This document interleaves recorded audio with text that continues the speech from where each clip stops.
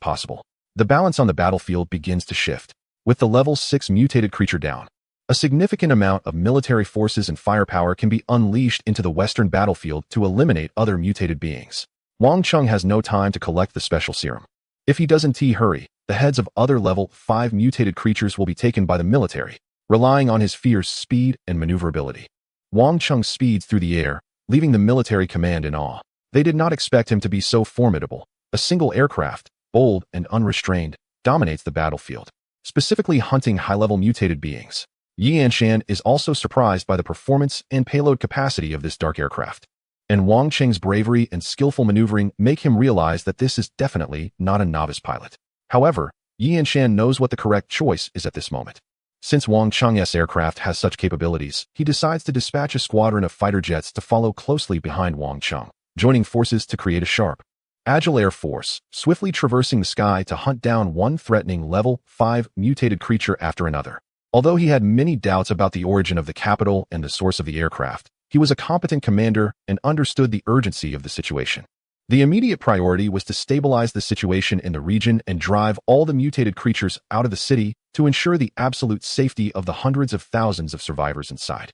However, the commander felt frustrated. A group of fighter jets followed him, which, while enhancing their overall firepower, led to a situation where they were competing for kills. The 5th-level mutated creature they encountered was not credited to him because it was destroyed by military aircraft, leaving him feeling that his efforts were wasted. This left him quite disheartened as he charged forward, eager to take action. By this time, the 5th-level mutated creature was nearly defeated.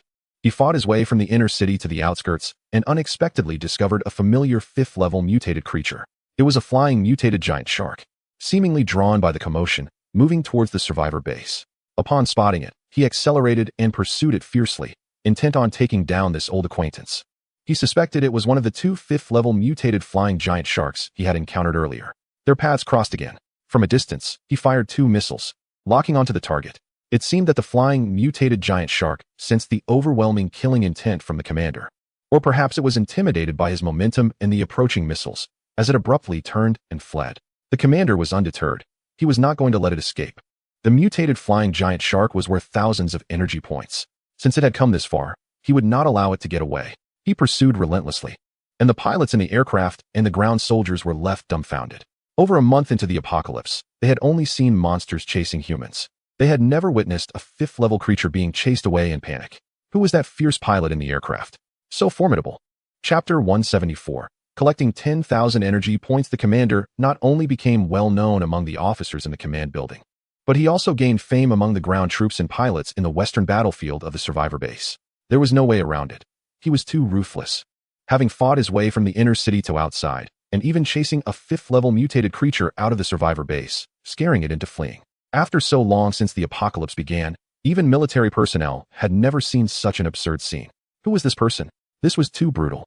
This was the most genuine thought in the minds of every soldier who had witnessed the commander's ferocity on the battlefield.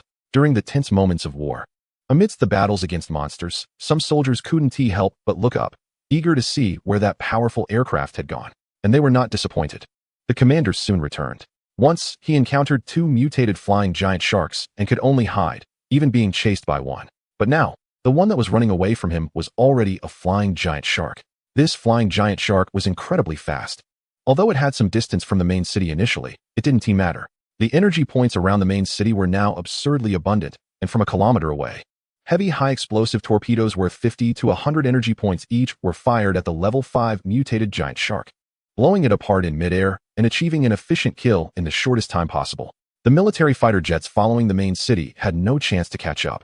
When they arrived, all they saw was the mutated shark turning into a massive fireball in the sky. Meanwhile, the battleship from the main city had already turned sharply and was rushing towards the survivor base in the region, having nearly wiped out the level 5 mutated creatures.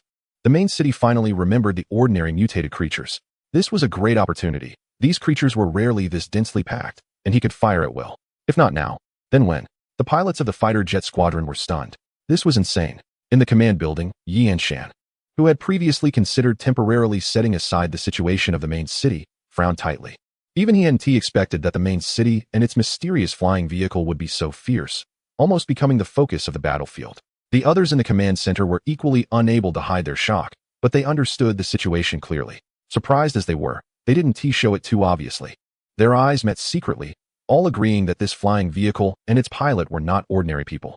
But who exactly were they? Could it be a secret weapon of Vice Commander Yi? But looking at Vice Commander Yi's expression, it didn't seem like it. In fact, by this point, the total amount of energy points accumulated by the main city in this battle had already exceeded 10,000 points. Yet the total amount of energy points he had on hand had never surpassed that number. This was because the battleship of the main city had been firing so fiercely. While it was powerful, the consumption was also significant. 3D printed weapons all required energy points. Printing a missile required 20 energy points. And printing different models of heavy torpedoes consumed even more. The main guns and machine guns of the battleship were no exception. To kill a level 5 mutated creature worth 1,200 energy points, the main city often had to expend 400 to 500 energy points to rely on its powerful firepower to achieve a quick kill, successfully snatching the bounty amidst the heavy bombardment and encirclement by the military. Therefore, to reach the target of 10,000 energy points, the main city rushed back at high speed, navigating the battlefield and slaughtering low-level mutated creatures under the astonished gazes of many, sweeping through with missiles and machine guns. Seizing this opportunity to gather energy points, the energy points of the main city surged dramatically, finally breaking through the 10,000 mark. The battle at the survivor base in Fengtian has nearly reached its conclusion. The military has demonstrated strong coordination on the battlefield. With the elimination of the 6th-level mutated creatures and the clearance of the threat posed by the 5th-level ones, the balance of the war began to tilt. Under the command of Yi Anshan, the military quickly adjusted its war deployment and revitalization efforts, systematically clearing out the invading mutated creatures from within the survivor base. At the same time, logistics personnel were organized to follow up. Once the monster horde was pushed out of the survivor base, they immediately began repairing the damaged outer defense structures. As dusk approached, this battle, which had lasted almost an entire day, was finally nearing its end. The battleship of Wang Cheng gradually slowed down and began to descend from the sky. Its landing point was the location of the 6th-level mutated creature. He was there to retrieve the serum. The battlefield was chaotic and complex, making it difficult to collect the special serum from the 5th-level mutated creatures. But Wang Cheng was fixated on the 6th-level one. The sunset cast a dim crimson glow across the sky, and the once fierce battlefield, where the 6th-level mutated creature had fought desperately, fell silent. Wisps of smoke rose, and the lingering flames and the remnants of destruction showcased the ferocious battle that had erupted there. Wang Cheng's battleship landed vertically, and the Air Force squadron that had accompanied him slowly turned away, heading out of the city to join the final battle. To Wang Cheng's surprise, in addition to the troops cleaning up the battlefield, personnel from the research center had also arrived, gathering around the corpse of the 6th-level mutated creature for collection and study. Wang Cheng recognized this creature. It had previously been a 5th-level one. How had it become a 6th level? He recalled the mutated potted plant from Haiqing, which had undergone rapid expansions and seemed to have evolved multiple times. Was this mutated giant turtle the same? As Wang Cheng landed, he intended to find a corner to secretly collect the serum, given the chaotic battlefield amidst the ruins and the large size of the mutated giant turtle. However, he clearly underestimated his current popularity. Just as he landed, several military vehicles approached, and he was surprised to see several weary officers jump down. They introduced themselves as officers from the surrounding cleanup units, noting Wang Cheng's aircraft had landed and coming over to check on him, offering immediate assistance in case he needed anything due to the battle. Their enthusiasm took Wang Cheng by surprise, and he realized that through today's battle, he had established a significant reputation within the military of Fengtian. The last time he ignited the ant nest, it could only be considered a small-scale fame. But this was entirely different. Although many soldiers in the survivor base still did not know his name, they recognized the fearsome dark aircraft. He had clearly become a hero in the eyes of countless soldiers, a godlike presence on the battlefield, and everyone treated him with respect and enthusiasm, eager to gather around and offer help as he landed. Some were quite curious and wanted to ask which unit Wang Cheng belonged to, and what model of aircraft he was flying since they had never seen it before. Wang Cheng's warship was perfectly fine. There was no urgent need for assistance, which was quite amusing. However, seeing the respectful and cautious expressions of these soldiers, Wang Cheng felt an indescribable emotion. Faced with their enthusiasm, Wang Cheng exchanged a few polite words. Luckily, these soldiers had their own missions and were quite discerning. After realizing there was no situation requiring their help, they quickly left to fulfill their duties. At this moment, Wang Cheng jumped off the warship, went to a corner, and examined a corpse, extracting a vial of special serum. This was a water-patterned special serum, which seemed to be a secondary serum of a superpower. Holding this item, Wang Cheng immediately thought of Su Xinghai. Among them, only Su Xinghai had the ability to control water, Perhaps this special serum could be used by him to directly elevate him from a first level to a second level awakened being. Wang Cheng carefully stored the serum and stepped forward. At that moment, Xu Bing was already standing at the edge of the hatch, gazing into the distance where the sunset was falling.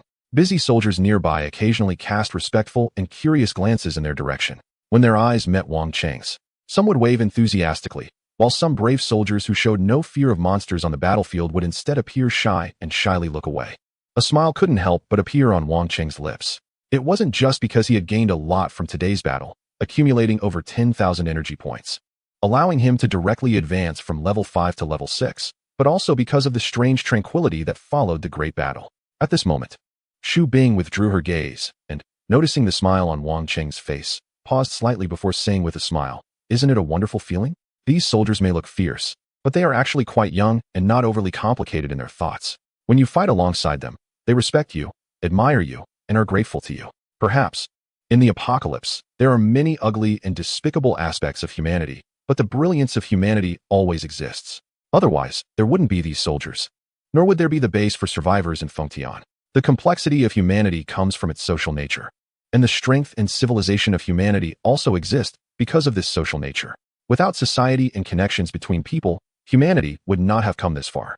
Listening to these words, Wang Cheng nodded slowly, deep in thought, and softly replied, "Yes, it is a wonderful feeling, arising from the admiration and respect of strangers. I can sense their love and enthusiasm for me, and it all comes so quickly and so simply. I understand what you mean, Xu Bing. My family, friends, and I must live in this society. I will not stand idly by while the base for survivors in Fengtian is divided by those ancient civilizations, no matter how glorious their era was. This is our world. This is humanity's world. I will create a safe future for myself and my family. And I believe I will not disappoint the enthusiasm of these soldiers today. Ability represents responsibility. I will protect our homeland." He raised his head and looked at the woman standing by the door. The golden rays of the setting sun fell upon her shoulders, her hair shimmering, and her eyes reflecting bright light. She gazed at the royal city, showing a brilliant smile for the second time today, so bright that it was almost dizzying. "If that's the case, no matter what you want to do, I am willing to help you. I am willing to fight alongside you, to protect our homeland." Chapter 175. Under currents, the afterglow of the setting sun spread across the land, echoing the unextinguished flames within the survivor base, creating a bleak and tragic apocalyptic scene.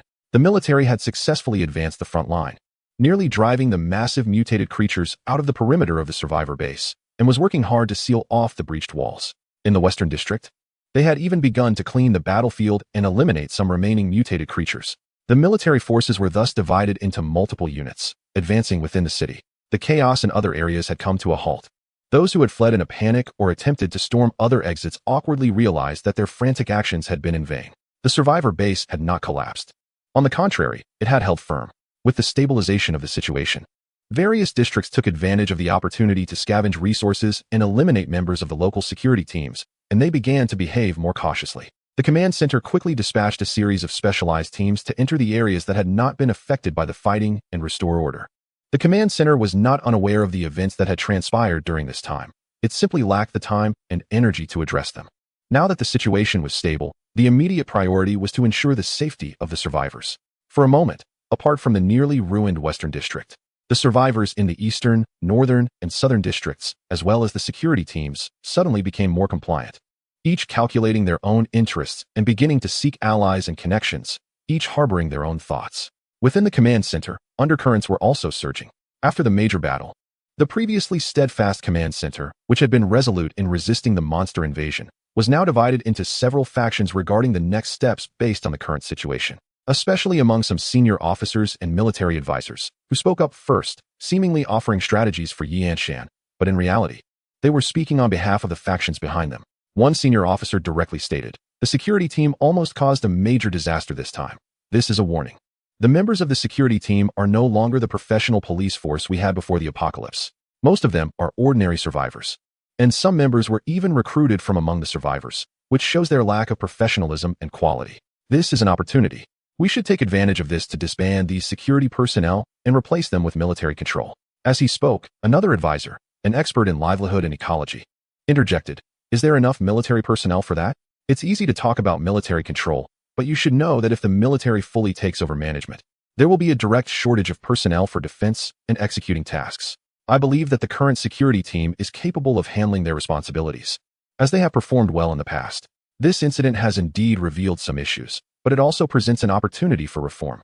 I think we should impose strict penalties on the members of the security team who have engaged in wrongdoing, while also enhancing their ideological education and skills training to achieve our desired goals. On the other hand, another representative from the government quickly chimed in. I feel the same way. The military and we should each focus on our own roles. The current situation is simply due to a shortage of personnel, and recruiting from the survivors is premature. Instead of waiting until the situation becomes critical, we should allow our security team to take the lead now. This would benefit both your military and our management of the survivor base. Moreover, I believe the immediate priority is not to study this matter further, but to understand the ongoing dangers and how that creature evolved into a level 6 mutated being all of a sudden. I wonder if our expert team has any insights on this. This representative was quite clever. With just a few words, they redirected the conversation and pressure towards the representative from the research center.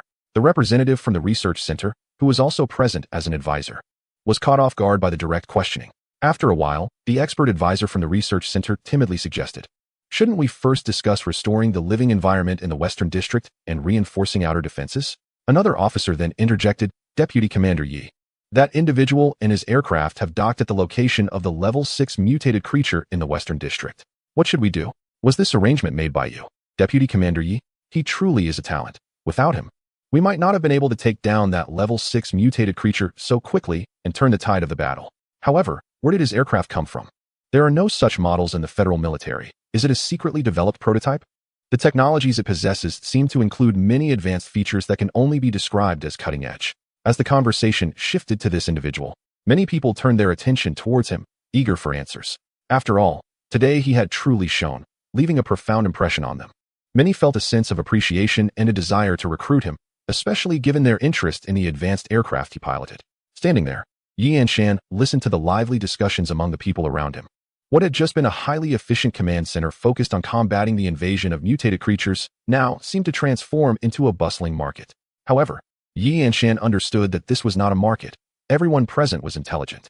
In the face of great adversity, they could unite and work together to overcome challenges. Yet now that the situation was starting to improve, the competition for interests among various parties was beginning anew. Yi Anshan was well aware that where there are people, there are conflicts. This was true before the apocalypse, and it would be no exception in the survivor base of Fengtian after the apocalypse. The base had long been divided into several factions, and even within the military, there were many power struggles, with everyone looking to secure their own interests. For example, the senior officer who just spoke represents the military faction within the survivor base, believing that special measures must be taken during these extraordinary times. This special measure involves the military fully controlling the entire survivor base, minimizing the roles of the government and other managers, and using a unified voice of quasi-military management to combat the impending apocalyptic disaster. In contrast to him are some expert advisors among the survivors and certain individuals within the government. Under the current circumstances, they have already lost most of their power. And if the management of survivors within the base is loosened, it would mean they are truly marginalized. Additionally, there are mediators and some smaller factions. These individuals have significant backing from powerful figures, who are the real key players within the survivor base. Their internal struggles are often hidden and imperceptible to ordinary survivors. Even Yi Anshan is merely a figurehead pushed forward. His appointment as the deputy commander is due to his connections with both the military and government. What appears to be a minor dispute in the command center actually reflects the turbulent undercurrents within the survivor base, where lower-level survivors have their own troubles, while higher-ups have their own considerations and aspirations. This showcases the inherent complexity of human society.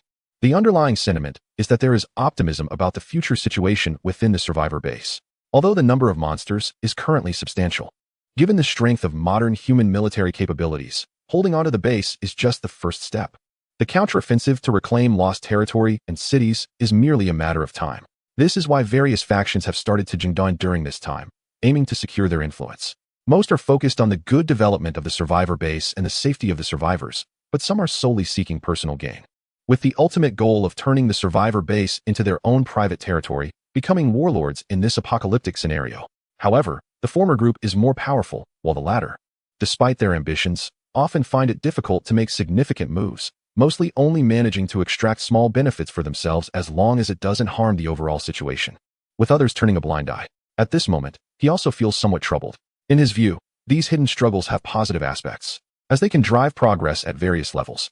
However, the downsides are also evident. For instance, the discussions and conflicts happening now might be premature. Moreover, Yi Anshan has a nagging feeling that the news brought by Zhang Chengtong and Wang Cheng is likely to change the future direction and internal dynamics of the survivor base completely. Of course, Yi Anshan currently doesn't have the time to meet Zhang Chengtong, let alone Wang Cheng, and is completely unaware of what they have encountered. Therefore, Yi Anshan took a deep breath and said, "Everyone, please calm down. We can discuss these matters in a formal high-level meeting in the future. Right now, I need to come up with a plan to restore the damage caused by the monsters in the Western District as much as possible. The survivors in the Western District have suffered heavy losses, but there are still many people who have been evacuated and urgently need to be resettled. Additionally, we need to clarify what exactly happened and strengthen our external defenses and emergency response capabilities. This is very important. If these 2 points are not guaranteed, our survivor base could collapse from within or be attacked from the outside again. Even if we manage to hold our ground each time, today it's the Western District, and next time it could be the Eastern District. Such repeated destruction and battles will undoubtedly deplete our resources significantly. Now, everyone, please get to work. As for the matter concerning Wang Cheng, you don't need to worry about it. I will handle it personally." Yi Anshan held a high level of prestige and authority here. When he issued the order, although there were still some dissenting opinions and curiosity about Wang Cheng, everyone stopped voicing their concerns and got busy. As for Wang Cheng, the biggest variable and intruder in this battle, even Yi Anshan himself was unclear about what was going on and found it difficult to respond. So he could only temporarily suppress the issue. With so many complexities, Yi Anshan felt a severe headache. But he knew that he had to sort through the details bit by bit to keep the survivor base in a functioning state. Yi Anshan looked at the person next to him and said, "Have Zhang Tsongtong and the others return to the research center? Let them do their own work for now. And tell them I want to see them at any time." The same goes for Wang Cheng. Welcome him back to the command center and find a place for him to rest. When I have time, I will meet him personally. Although Yi Anshan wanted to inquire about Wang Cheng and Zhang Tsongtong, and even investigate Wang Cheng's aircraft, these matters were not as crucial as the overall situation of the survivor base. The immediate priority was still to resolve the current mess at the survivor base. However, as soon as he finished giving instructions, a staff member rushed over, speaking in a low and anxious voice. "Deputy Commander Yi, we just tried to contact Wang Cheng, but it seems there has been a conflict over there." Yi Anshan furrowed his brows and asked, "What do you mean?" The staff member lowered his voice even further. "About 10 minutes ago, an armored vehicle from the 3rd Action Team went over there, seemingly acting on the orders of some high-ranking individual to detain Mr. Wang Cheng and his aircraft. Damn it." Yi Anshan couldn't help but curse. He was a smart person and quickly understood the situation. The fact that someone could mobilize troops beyond his authority meant that the person was of a higher rank than him, a selfish big shot hidden within the survivor base, targeting Wang Cheng and his belongings, trying to make Wang Cheng disappear while the situation remained uncertain and seize his aircraft for themselves. Chapter 176. Take him down. When Yi Anshan learned amidst a flurry of work that something had happened in Wangcheng, the city had already been completely surrounded. Wangcheng and Xu Bing were not unprepared, but they did not expect that right after the major battle, someone would come after them. They were chatting under the battleship when they noticed a convoy raising a cloud of dust, quickly approaching from a distance. Such situations were everywhere in the Western District, which was not surprising and was within Wangcheng's expectations. Given Yi Anshan's caution, he should have sent someone to secure him. But it was unexpected that this group of people did not come with good intentions. This was a force different from the regular military units Wangcheng had seen before, dressed entirely in black uniforms, somewhat resembling a security team. There were 5 military off-road vehicles and 2 light armored vehicles. The first to jump down was a person who looked like a captain, approaching them. His gaze shifted between Wangcheng and Xu Bing beneath the battleship as he said, "Is this Mr. Wangcheng? Hello, we are from the 3rd Action Team of the Fengtian Survivor Base. Thank you for your contributions to our base. I have received orders from my superiors to take you to Fengtian and temporarily request you to hand over the control of your aircraft. Please cooperate." At this moment, Wangcheng felt a sense of vigilance. He was waiting for Yi Anshan's people to secure him and was not prepared to hand over the control of the battleship. Moreover, handing it over would be pointless. He could reclaim it at any time and from any place. Wangcheng had returned not to cooperate with the military, but to discuss an alliance with Yi Anshan. There was no way he would obediently hand over control of his battleship right off the bat, as that would be a significant concession. Therefore, Wangcheng replied directly, "I can go with you, but this aircraft is mine, and I am not prepared to hand over control.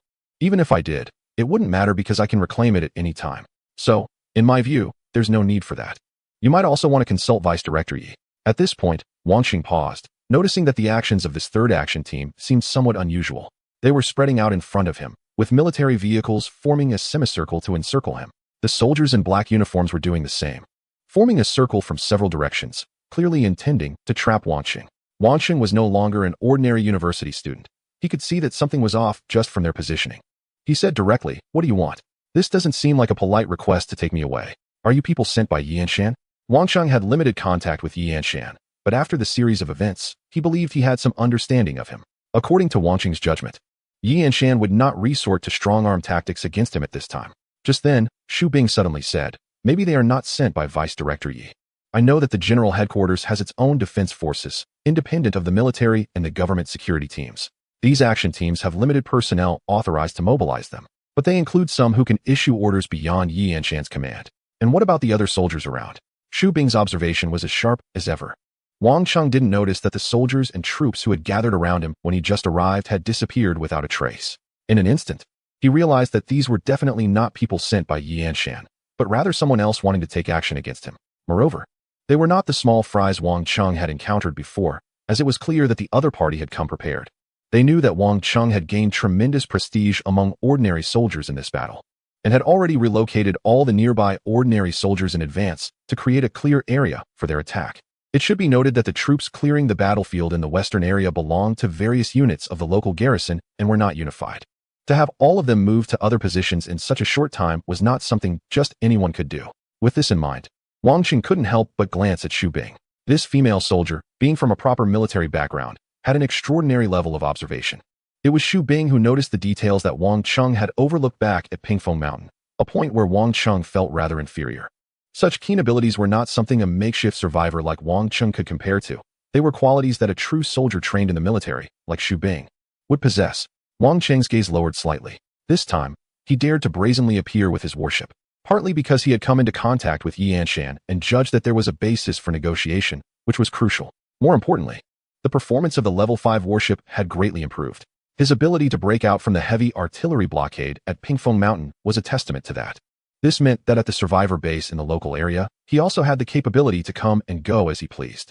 If the situation turned unfavorable, Wang Qing could leave at any time. Anyone who wanted to take action against him would also have to face his ability to counterattack. Because of this, Wang Qing, who had always kept a low profile, changed his style and approach this time, directly showcasing his warship and aggressively gathering energy points.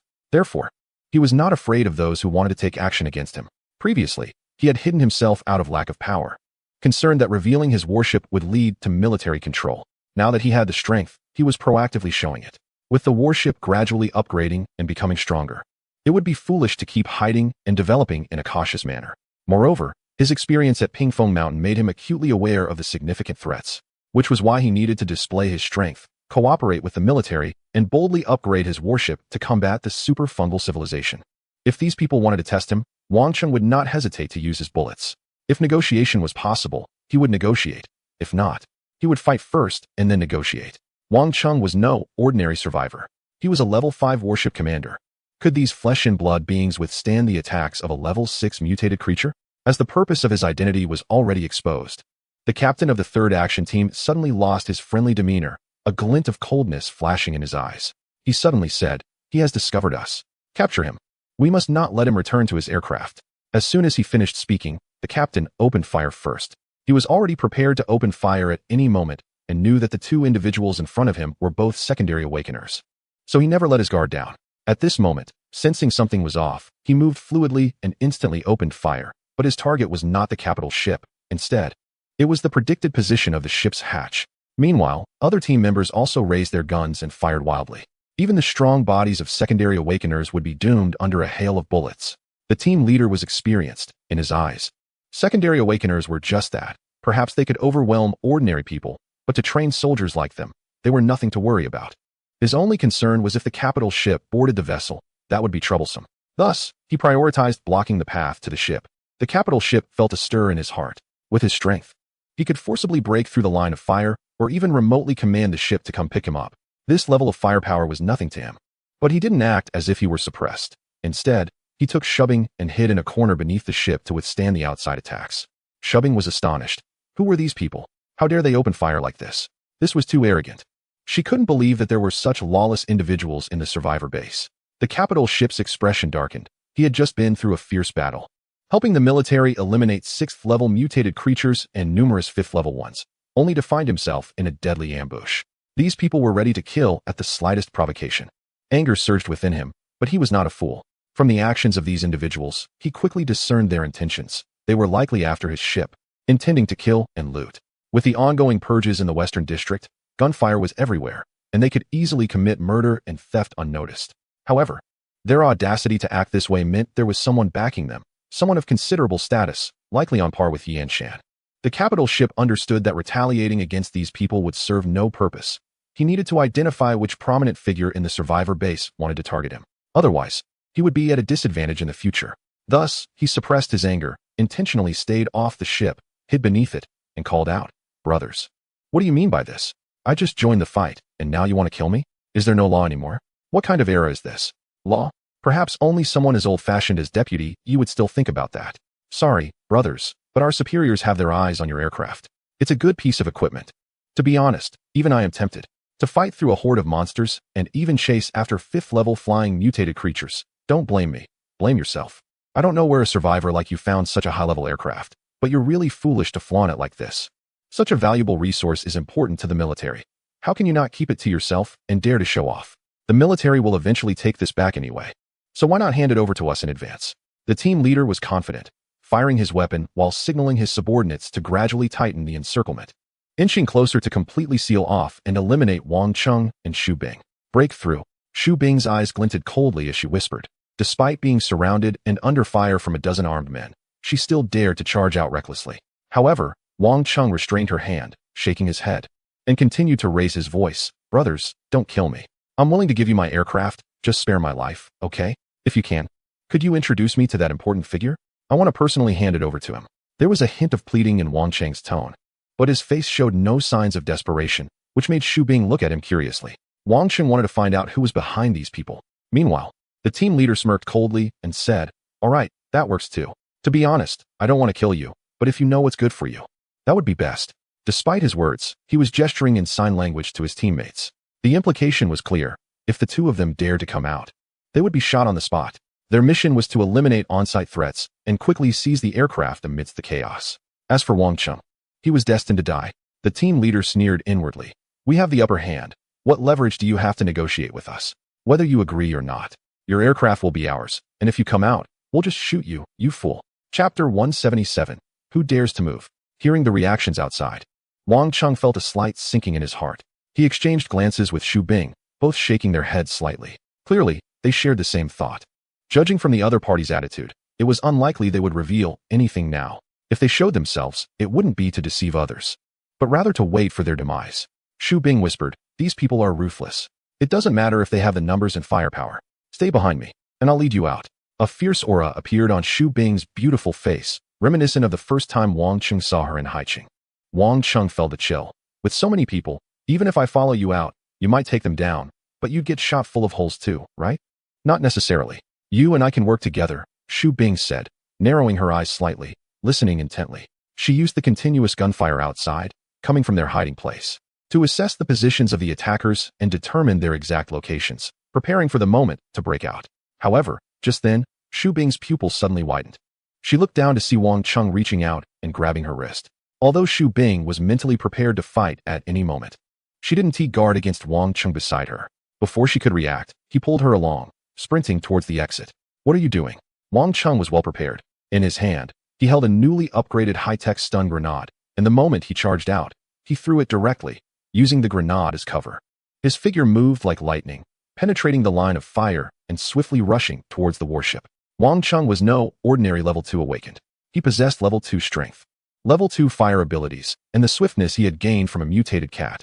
Even while carrying someone, he sprinted quickly, taking advantage of the grenade's cover to dash straight to the warship's hatch amidst the barrage of bullets. The leader of the action team turned pale, roaring furiously, "Damn it. You tricked us. Open fire. Don't let him get back to his aircraft." The members of this action team were all professionals, confident in their combat abilities, and looked down on Wang Cheng and Xu Bing. However, they were not fools. They understood that a mere human body could not compete with a massive steel machine. If Wang Cheng managed to return to that aircraft, their mission would be in jeopardy. For this reason, the action team leader had not attacked Wang Cheng and the others immediately, but waited until they were close before taking action. If Wang Cheng and Xu Bing hadn't seen through his plan, he might have even tricked Wang Cheng into the vehicle to eliminate him secretly. Once that aircraft was activated, things would escalate.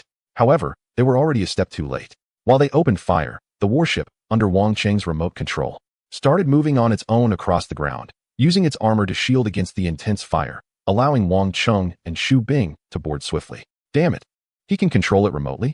How is that possible? The action team leader's expression twisted as he realized the situation was spiraling out of control. As the glow of the sunset dimmed, the shadow cast by the level 6 mutated giant turtle loomed large. Suddenly, the lights on the warship illuminated the surrounding debris-laden streets, clearly revealing the figures of the action team members in black uniforms. They began to retreat. The roar of the warship's engines was like the rumble of thunder, pressing down with immense force. In front of them, the heavy artillery of the warship, along with its turret laser cannons, was aimed directly at the humans below. Compared to such a steel monster, the figures of the action team members appeared minuscule. Their conventional weapons could not inflict any substantial damage on this steel giant. It was a force of impending death. They began to retreat, the earlier arrogance and ferocity seeming like a distant memory.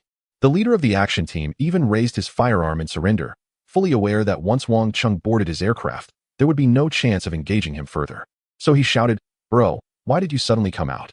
I said we could talk. Please stop, don't fire, let us discuss this calmly."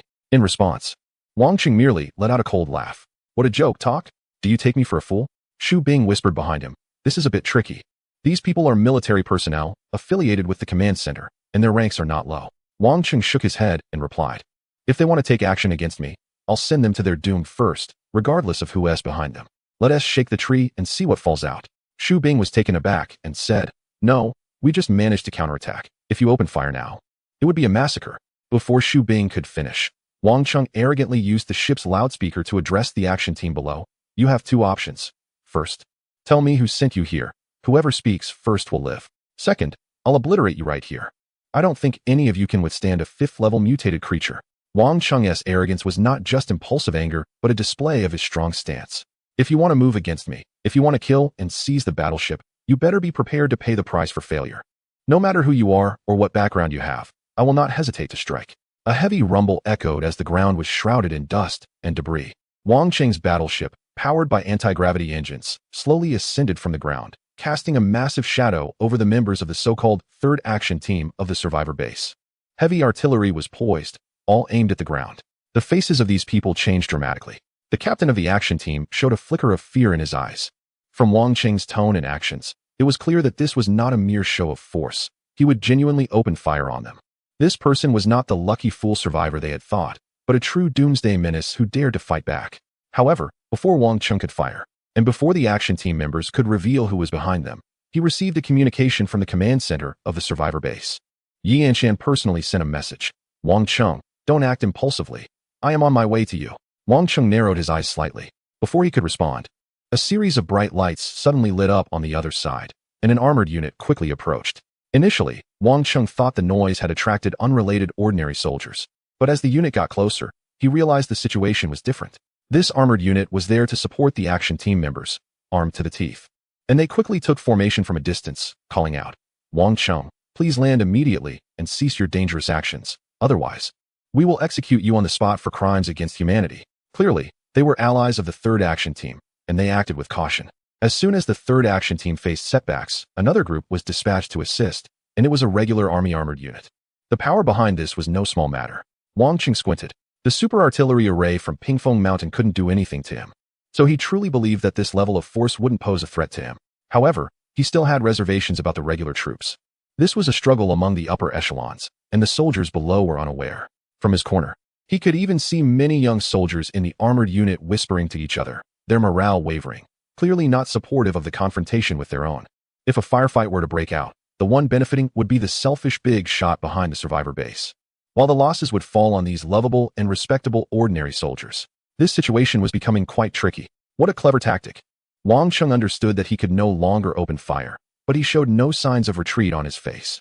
With a heavy gaze, he shouted, "What's this? Are you going to kill the donkey once it has outlived its usefulness? Just a moment ago, we were fighting side by side, and now you want to kill me? Who gave you the orders?" On the opposite side, the armored unit stirred slightly, clearly shaken in morale. However, there was no response, and the members of the third action team on the ground attempted to quietly retreat. Wang Qing noticed them and immediately fired warning shots to make them stop, intensifying the tense atmosphere of the standoff. However, this situation did not last long. Accompanied by a cloud of dust from vehicles in the ruins of the survivor base's western district, a larger force drove in from the central direction of the base. Cutting into the standoff, a middle-aged man jumped down from the front military vehicle. It was Yi Yanshan. As soon as he appeared, all members of the 3rd Action Team bowed their heads, and those in the armored unit facing Wang Qing all saluted in respect, demonstrating Yi Yanshan's high prestige within the survivor base. The scene fell silent for a moment. He single-handedly commanded the entire situation. Both Wang Qing and Xu Bing understood that with Yi Yanshan's arrival, the matter was settled, at least for now. Yi Yanshan stood his ground, glaring at the crowd, and said, "You have some nerve, acting without reporting to the command. Who gave you the authority? As for this Wang Qing, let's see who dares to touch him." Yi Yanshan, originally from the military, had since stepped back from active service, but his foundation was solid. Now, at an older age, he exuded an imposing presence, standing straight and firm. He did not use any amplification devices. His mere presence brought silence to the area. When he spoke in an angry tone, his voice reached everyone present, commanding attention. The spokesperson of the previously arrogant armored unit and the leader of the 3rd Action Team both lowered their heads. The earlier bravado was gone, and they didn't dare to breathe a word. Wang Qing watched this scene from the battleship and immediately understood that Yi Yanshan's prestige in the survivor base was far more significant than just being well known among the survivors. The influential figures and high-ranking officials in the shadows were not merely pushing him forward as a simple spokesperson or representative. He was truly a capable person. Xu Bing was also somewhat surprised. He actually came in person. In fact, Wang Qing had not expected that Yi Yanshan would take the trouble to come himself. The battle at the survivor base in Fengtian has just concluded, and one could even say it is not completely over yet. The overall commander of the Fengtian survivor base must be extremely busy, especially with such a heavyweight figure as Yi Yanshan at the center, overseeing everything. Given the uncertain situation on the western battlefield, his presence here is certainly a risk and comes at a cost. At this moment, Yi Yanshan is looking up at Wang Qing. Wang Qing is also showing his respect. As the deputy commander of the Fengtian survivor base, Yi Yanshan is a prominent figure, and it is only natural that Wang Qing would not continue to confront him aggressively. He voluntarily lowered his warship and approached. Yi Yanshan turned to Wang Qing and glanced around at the others, saying, "Wang Qing, I will give you an explanation regarding this matter, but I also hope to hear a clear answer from you. This is important for both of us. Before that, I can assure you that no one dares to have any designs on you, no matter who they are. No one can touch the warriors who fight for the Fengtian survivor base." Yi Yanshan's voice was not loud, but it was clear enough for everyone in the quiet surroundings to hear. The crowd exchanged glances, their eyes reflecting complex emotions. Particularly, the captain of the 3rd Action Team looked extremely grim, as if he had just swallowed something unpleasant. He knew he was finished. With Yi Yanshan publicly declaring protection for Wang Qing, who would dare to act against him? Even those with higher ranks than Yi Yanshan would not take any action at this moment. As for him, the one who stuck his neck out, he was likely to be the one abandoned. After all, Yi Yanshan currently holds unparalleled influence in the Fengtian survivor base. Who would dare to confront him directly? Wang Qing nodded at Yi Yanshan's words, saying, "No problem. I also want to have a good talk with you, and I will cooperate." Wang Qing's goal is to establish cooperation with the military, not to act on impulse. After everything he has experienced, he can clearly distinguish between priorities. Following the excitement of seizing energy points during the battle at the Fengtian survivor base, Wang Qing's thoughts are now more about seriousness and coldness. He understands that the situation at Pingfeng Mountain is very severe, and he must communicate with Yi Yanshan quickly, coordinating with Zhang Tsongtong and others to lay out a solution. In comparison, the current troubles are of little importance. Wang Qing can hardly imagine the scene of his parents and Su Xinghai being covered in fungal filaments after the invasion of the super fungus in Fengtian. He had spoken with Zhang Tsongtong about the possibility of developing a special medication to counter this super fungus at a microscopic level within a short time frame. But Zhang Tsongtong was not confident. The answer was likely negative. Currently, Zhang Tsongtong is primarily focused on the rapid identification of external infections in the early stages. Therefore, the once arrogant Wang Qing quickly became compliant at this moment. It wasn't that Wang Qing was weak, but he understood that there were more important matters to attend to. As for this situation, Wang Qing had faith in Yi Yanshan, who had already made his position clear and would certainly provide a response regarding this matter. That would be the time for Wang Qing to take action. Meanwhile, with the arrival of Yi Yanshan and others, soldiers from other units began to gather around. It was a natural instinct for people, especially those from the region, to watch the commotion. Even within the military, it was hard to completely prevent. Yi Yanshan clearly did not want this situation to escalate. After calming Wang Cheng's emotions, he arranged for someone to accompany Wang Cheng and Xu Bing onto Wang Cheng's aircraft, swiftly departing to a designated location to await a private meeting with Yi Yanshan. Yi Yanshan also apprehended the leader of the 3rd Action Team and the head of the armored unit on site, who would face stringent internal questioning. Yi Yanshan's expression was somewhat grim. Clearly, this was not what he desired. In the era of combating monsters, internal issues could potentially undermine everything. He knew that many at the top regarded these evolved monsters as insignificant, believing the greatest threat was at the onset of the apocalypse, and that ultimately they would fall to human military power. However, Yi Yanshan sensed the lurking shadows and was acutely aware that some force was continuously attempting to bring down the survivor base. If significant problems arose internally, it could very well accelerate the demise of the survivor base. Soon, Yi Yanshan boarded his military vehicle and, under the protection of a large troop, swiftly traversed the survivor city towards the command center. He needed some time to meet with Wang Cheng and Zhang Chengtong. Although the major battle at the survivor base had ended, there were still many matters to address. At the edge of the western battlefield, a somewhat disheveled group of survivors was approaching. This group was none other than Chen Jigua and others. They had been nearly terrified by the scene at the survivor base and had once thought that the base was finished, believing they would have to find the next gathering point for survivors. However, to their surprise, the battle took a turn, and the monsters were forcibly driven back, allowing the survivor base to hold its ground. As a result, they quickly shifted from a spectator stance to entering the city. Entering through the northern entrance of the survivor base, which was near the western district, they found that a large number of monsters were concentrated in the southern and western areas, while there were very few in the northern area, enabling them to enter the city smoothly. However, with the internal chaos still unresolved, there was little oversight, and they hardly underwent any checks before getting in. Once inside the survivor base, Chen Jigua immediately headed towards the western district. Who in the survivor base didn't know that the western district was a battlefield? Even though the fighting had now ended, few survivors rushed towards this area, making Chen Jigua and his group somewhat of an anomaly. Nevertheless, they were stopped by a security line set up by the military at the edge of the western district, and the soldiers instructed them to leave. The western district has become a military alert zone for the survivors base, making it extremely dangerous. For safety reasons, ordinary survivors are not allowed to approach. How could Chen Jigua not know about the dangers of the western district? The reason he ran against the flow to the western district was naturally to find Wang Cheng. From a distance, although he was observing, Chen Jigua had been following the shadow of Wang Cheng's battleship.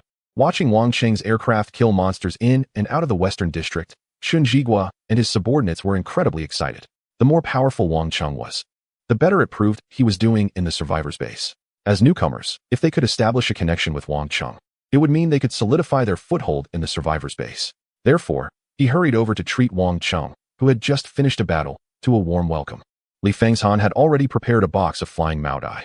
However, Chen Jigua was stunned to find that the survivors base was far more organized than the temporary base in Haiqing. The western district was cordoned off, and he was directly blocked outside. No matter how much he pleaded, he couldn't get in, let alone find Wang Cheng to establish a connection. As dusk fell, they even watched helplessly as Wang Cheng's uniquely shaped aircraft flew at high speed from the western district towards the central district. Chen Jigua and the others were immediately dumbfounded and could only pack up their things and prepare to head to the central district. Chen Jigua had made up his mind to leverage his connection with Wang Cheng. The more he saw the formality of the survivors base, the more he wanted to establish a relationship. Chen Jigua knew very well that relationships only hold significant meaning within a formal social system and are extremely important. As newcomers, they needed this connection. Wang Cheng's prowess had already surpassed that of ordinary survivors. Although Chen Jigua had been somewhat influential among ordinary survivors, he understood the gap and was willing to curry favor with Wang Cheng to climb to a higher level of relationship. Among ordinary survivors, no matter how powerful one was, they remained ordinary. Having connections with the military and government was what truly mattered. For ordinary survivors, that kind of connection was a significant advantage. Chen Jigua felt that he and Wang Cheng had some prior acquaintance. Life in the apocalypse was tough, and he certainly didn't want to miss this opportunity to build a relationship, hoping to live more comfortably in the survivors base in the future. The soldiers at the cordon were confused. Are you newcomers? You can't go to the central district. That's the officer and government area where the command building is located. Without a pass, how could ordinary survivors like you enter? Who are you trying to find? Wang Cheng, Li Feng's-han blurted out, directly revealing the name, which earned him a glare from Chen Jigua. The soldier was taken aback for a moment, looking up and down at Chen Jigua and the others, who appeared unremarkable, and said, this is going to be difficult. I heard that the deputy commander personally came over from the central area to welcome the pilot of that aircraft. You guys, Chunjigua and the others, have managed relatively well in this apocalypse, but after all that rushing around, you look quite disheveled. The implication in the soldier's words was clear.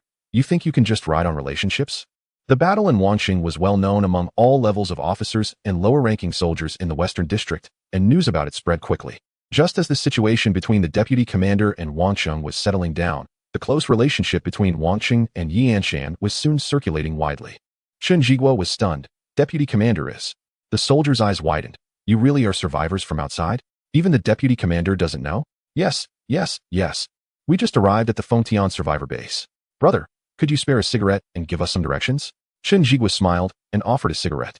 The young soldier, however, was disciplined and refused to accept the cigarette, but he did share information, so that's how it is. He briefly explained the deputy commander's status and reputation at the Fengtian survivor base. Seeing the bewildered expressions on Chen Jigua and the others, he enthusiastically guided them on where to go next and how to live in the survivor base. In conclusion, he kindly advised, that pilot. I don't know which Air Force unit he belongs to, but he's flying an impressive aircraft and has excellent skills. He's definitely a remarkable person, and I admire him. It seems he has also gained the deputy commander's favor. A person like him, I've never heard of the deputy commander personally coming to greet a soldier. If you want to get close to him, you might as well give up. It would be a waste of effort. Chen Jigua was left speechless, completely shocked. After thanking the warm-hearted young soldier, he returned to his vehicle in a daze. Li Fangzhan observed his leader's unusual mood, but didn't he know what to say. So he cautiously asked, Brother, are we still going to deliver that flying Maotai? Deliver what? Chen Jigua finally reacted, a bitter expression crossing his face. He cursed softly, then softened his tone and said, I'm afraid we can't deliver that flying Maotai after all. I guess that brother Wansheng had become successful, but I didn't expect it to be to this extent. Wow, a person of that level personally came to greet him. I'm afraid our one box of flying Maotai isn't even enough to qualify. Chapter 179. Conversation with Yi and Shan Wansheng was unaware of Chun Jigua's frustrations, but he did think about Chun Jigua and wondered how they were doing. However, Wansheng had his own matters to attend to, which were of great importance. And he couldn't spare the time for Chen Jigua, who wasn't yet one of his people, just someone he had some connections with. Wansheng had already done quite a lot to help him. Returning to the central area of the Fengtian survivor base, on Wansheng's warship, besides Xu Bing, there was another young soldier named Lu Ming, who was assigned as a guard by Yi Anshan. He seemed to be about the same age as Wang Cheng and was curiously observing the interior of the warship throughout the journey, filled with wonder. They landed behind the central command building, and Wang Cheng saw military aircraft sweeping across the sky, disappearing into the distance beyond the Fengtian survivor base. Xu Bing glanced over and explained, the Fengtian survivor base is extremely valuable land with no airport. These aircraft come from a military base in the Fengtian military region, which is said to have several production lines. Wang Cheng's eyes lit up with realization.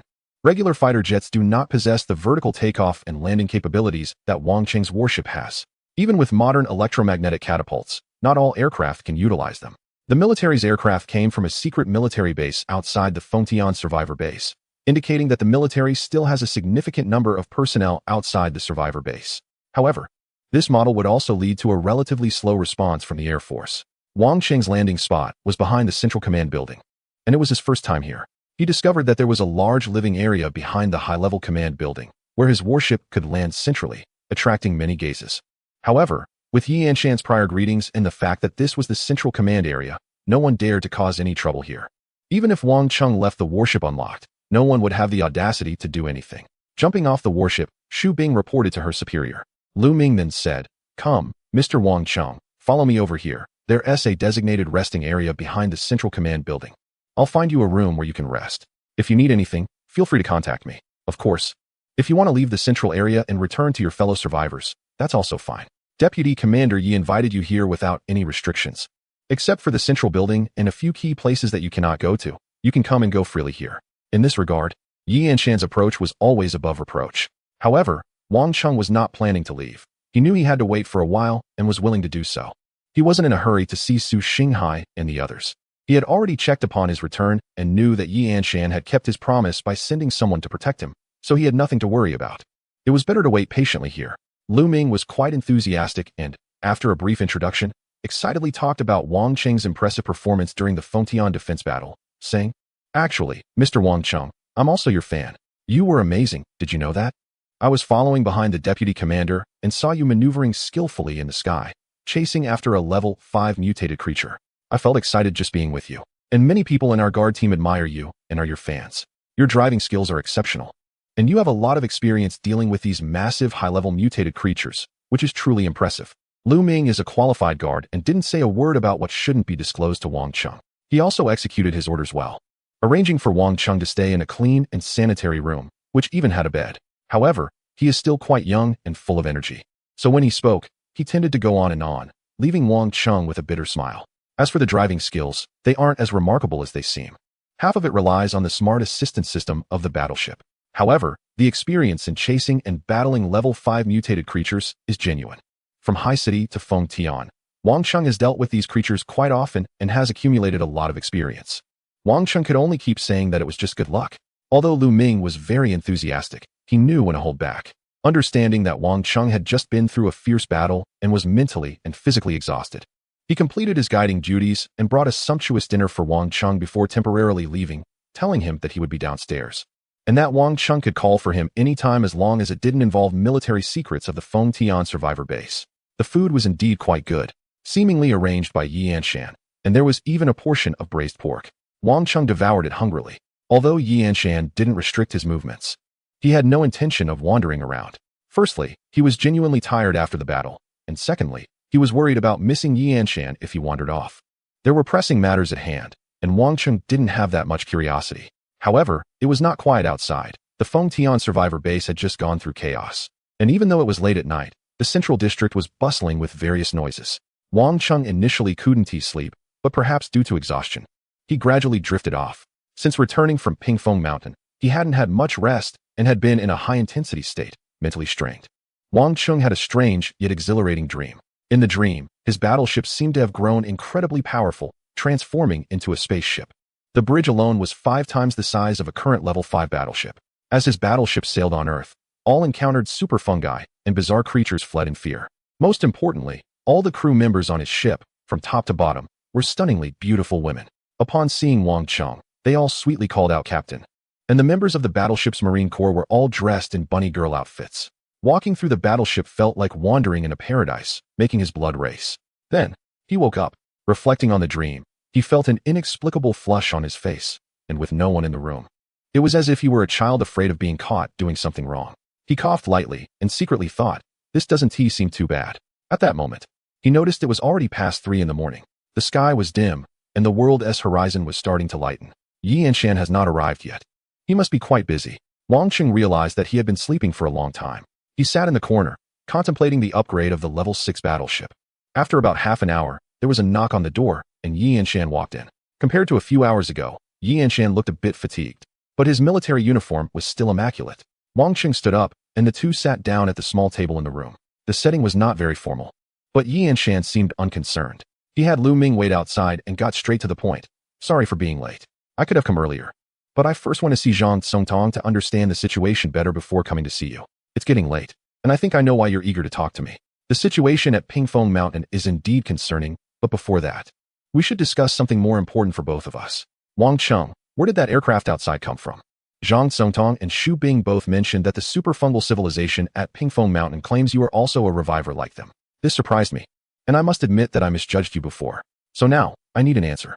I want to know what you really want. In the dimly lit room, Yi Anshan looked intently at Wang Cheng. His tone was calm, and when mentioning Pingfeng Mountain, the super-fungal civilization, and revivers, his voice showed little fluctuation, as if discussing something ordinary. Wang Cheng felt that Yi Anshan might already know or suspect something, which is why he accepted this information without showing any surprise. Reflecting Yi Anshan's strong capabilities and psychological resilience, such matters are hard for most people to accept. Yet he accepted it in the blink of an eye, and even began to think of countermeasures and take action, directly addressing the key issues. It is worth noting that Wang Cheng himself was shocked for a long time and had to verify repeatedly before he could fully believe it. In contrast, Yi Anshan's calmness was admirable. Wang Cheng couldn't help but marvel again. This person sitting in this position was not there by mere luck. In response to Yi Anshan's straightforwardness, Wang Cheng was also very candid. Yi Anshan was a person deserving of respect, and Wang Cheng would not waste his time. He directly said, whether I am a reviver like the super-fungal civilization is not important. What I want to say is that my abilities go far beyond that. My stance is also very clear. My people are in Feng Tian, and they are all human, so my position is unequivocal. Therefore, what I want is very simple, a safe and peaceful life for me and my people. I want to cooperate with you. Chapter 180. My intention is to take the initiative. Strength is the capital for cooperation. In the past, Wang Chung kept a low profile, hesitant to take the initiative or even mention cooperation. This was partly due to the mindset of a minor figure who wouldn't want to live a peaceful life under the protection of others. Once he confronted the military, it would mean endless trouble. Additionally, Wang Chung lacked the strength to negotiate with the military, and the most likely outcome would not be a favorable partnership, but rather him being coerced into action by them. However, now that his battleship has been upgraded to a level 5 vessel, Wang Chung can easily deal with level 5 mutated creatures and even stand up to an entire military Air Force squadron. This upgrade is the foundation and confidence for cooperation. Moreover, upgrading to a level 6 battleship is just a matter of time. Wang Chung is now at the starting point for takeoff. He has recently gained widespread respect and popularity among ordinary soldiers after the battle at the Fengtian survivor base. And with the dual connections of the research centers Zhang, Songtong, and Professor Chun, he is no longer the same person he used to be. Facing Wang Cheng's statement, Yi Anshan was clearly taken aback. Even he seemed surprised by Wang Cheng's intention to cooperate. However, he did not rush to inquire further about the cooperation. Instead, he reiterated his question. So, can I understand it this way? You, like those super fungi, also come from a revived civilization, but you lean more towards humanity. I want to know who else is with you. This was the only explanation for Wang Cheng's battleship. Before arriving, Yi Anshan had confirmed multiple times that Wang Cheng's battleship was by no means a standard fighter jet of the Federation, and some of its displayed technologies far exceeded what contemporary humanity possesses, making it a true black technology. Coupled with the previously recorded unknown aircraft similar to Wang Cheng's current battleship, Yi Anshan had no choice but to consider Wang Chung as a reviver of some ancient civilization. Only this could explain why a university student with an apparently ordinary background possesses an aircraft with technology surpassing that of contemporary humanity. It could also account for why there is more than one aircraft of a similar model, which aligns with the judgment of the super fungi. This question is crucial, and Wang Chung is well aware of this. He spoke the truth to Xu Bing, but with Yi Anshan, Wang Chung was not prepared to reveal too much. He aimed to guide the other party's speculation in this direction, as he truly had no way to explain his rebirth, the system, or the black technology battleship. Only by making Yi Anshan believe he was also from a revived civilization could he explain everything, such as Wang Cheng's technology being inherited from ancient times. However, there is no need for Wang Chung to be definitive about this. What he needs is for Yi Anshan to make his own judgments and guesses. This is an important step in continuing the dialogue with Yi Anshan. Therefore, Wang Chung merely said what the super fungus says, whether to believe it, to what extent to believe it, and how to understand it, is limited in what I can answer regarding this matter. I can only say that in the Fengtian area, my presence is the only certainty. My people are here, and I hope the survivor base in Fengtian can endure, as it holds significant benefits for me. Moreover, I am not a warmonger. I seek peace, which is why I want to cooperate with you. Compared to his previous naivety, Wang Chung had changed significantly in his conversation with Yi Anshan this time. His words and demeanor were calm and composed, sitting there unaffected by Yi Anshan's imposing presence. Wang Chung was continuously learning and growing. He had shown vulnerability the first time, but he couldn't afford to do so again. From Yi Anshan's perspective, however, Wang Chung appeared different. The previous version of Wang Chung seemed more like a facade of naivety, while this time, he might have revealed his true self. Nonetheless, the answers Wang Chung provided were sufficient for Yi Anshan. He slightly lowered his head, his gaze flickering, revealing a contemplative expression, seemingly pondering and judging what Wang Chung had said, while also trying to deduce Wang Cheng's exact identity based on the information he possessed. After a moment, he slowly lifted his head and said, I admit, your aircraft is quite advanced, but you are just one person. Although our cutting-edge technology may not match yours, our firepower is still strong enough. You and the Fengtian survivor base remain in a situation of unequal strength, and cooperation under these circumstances cannot be considered fair for us. Wang Chung replied, this is only temporary. Soon, it will be very fair. Yi Anshan's pupils slightly contracted. Wang Cheng's statement lacked any basis. Yet what shook Yi Anshan's heart was the absolute confidence displayed in those words, which was no mere bluster. The more Yi Anshan thought about it, the more certain he became that Wang Chung was also a part of some revived civilization. And this confidence stemmed from the powerful technological support of an ancient civilization behind him. Previously, Yi Anshan had even doubted whether Wang Chung was just an ordinary survivor who had stumbled upon such a treasure of an aircraft. While that notion sounded absurd, given the current unpredictable global circumstances, it was not impossible. However, now he was increasingly convinced that Wang Chung was no mere lucky survivor. This person was extraordinary. He had previously underestimated this young man. Wang Cheng had concealed himself quite well. His earlier display of naivety had not seemed like an act at all. As thoughts raced through Yi Anshan's mind, he found himself momentarily unable to respond to Wang Cheng's words. Without waiting for Yi Anshan to continue speaking, Wang Cheng said, "Of course, I am willing to cooperate with you in the early stages, because at this point, I really have nothing to offer you. As I mentioned, my goal is simple, to ensure the safety of my people and the safety of the survivor base. For this, I am willing to contribute. Later on, perhaps I can share some technology with you. There are many advanced technologies and warships, not to mention the various chaotic items that can be extracted from my resource package. As we gradually upgrade, there will definitely be more and stronger content. I am also willing to share some of this technology. Although I may have misled Yi Anshan into thinking that I am part of a revived civilization, I have not deceived myself. As a human, I certainly hope for the strength of my civilization." Upon hearing this, Yi Anshan's eyes lit up. Advanced cutting-edge technology is exactly what they need. However, he thought to himself that he wondered what Professor Chen would think if he knew Wang Cheng's true identity. Naturally, that would be great. Although Yi Anshan had expectations for the technology Wang Cheng mentioned, he also remained cautious. After all, if Wang Cheng also came from a revived civilization, he could not be considered a complete ally. It was inevitable to remain vigilant and cautious while cooperating, but that was a matter for later. Yi Anshan said, "I understand. The most important thing at this stage is to address the threat of Pingfeng Mountain. I just spoke with Zhang Chongtong, and she told me about your description of Pingfeng Mountain. It has already been transformed into a fortress of super fungi. Moreover, Professor Zhang suspects that the super fungi may have already begun to infiltrate our world, and I share a similar judgment.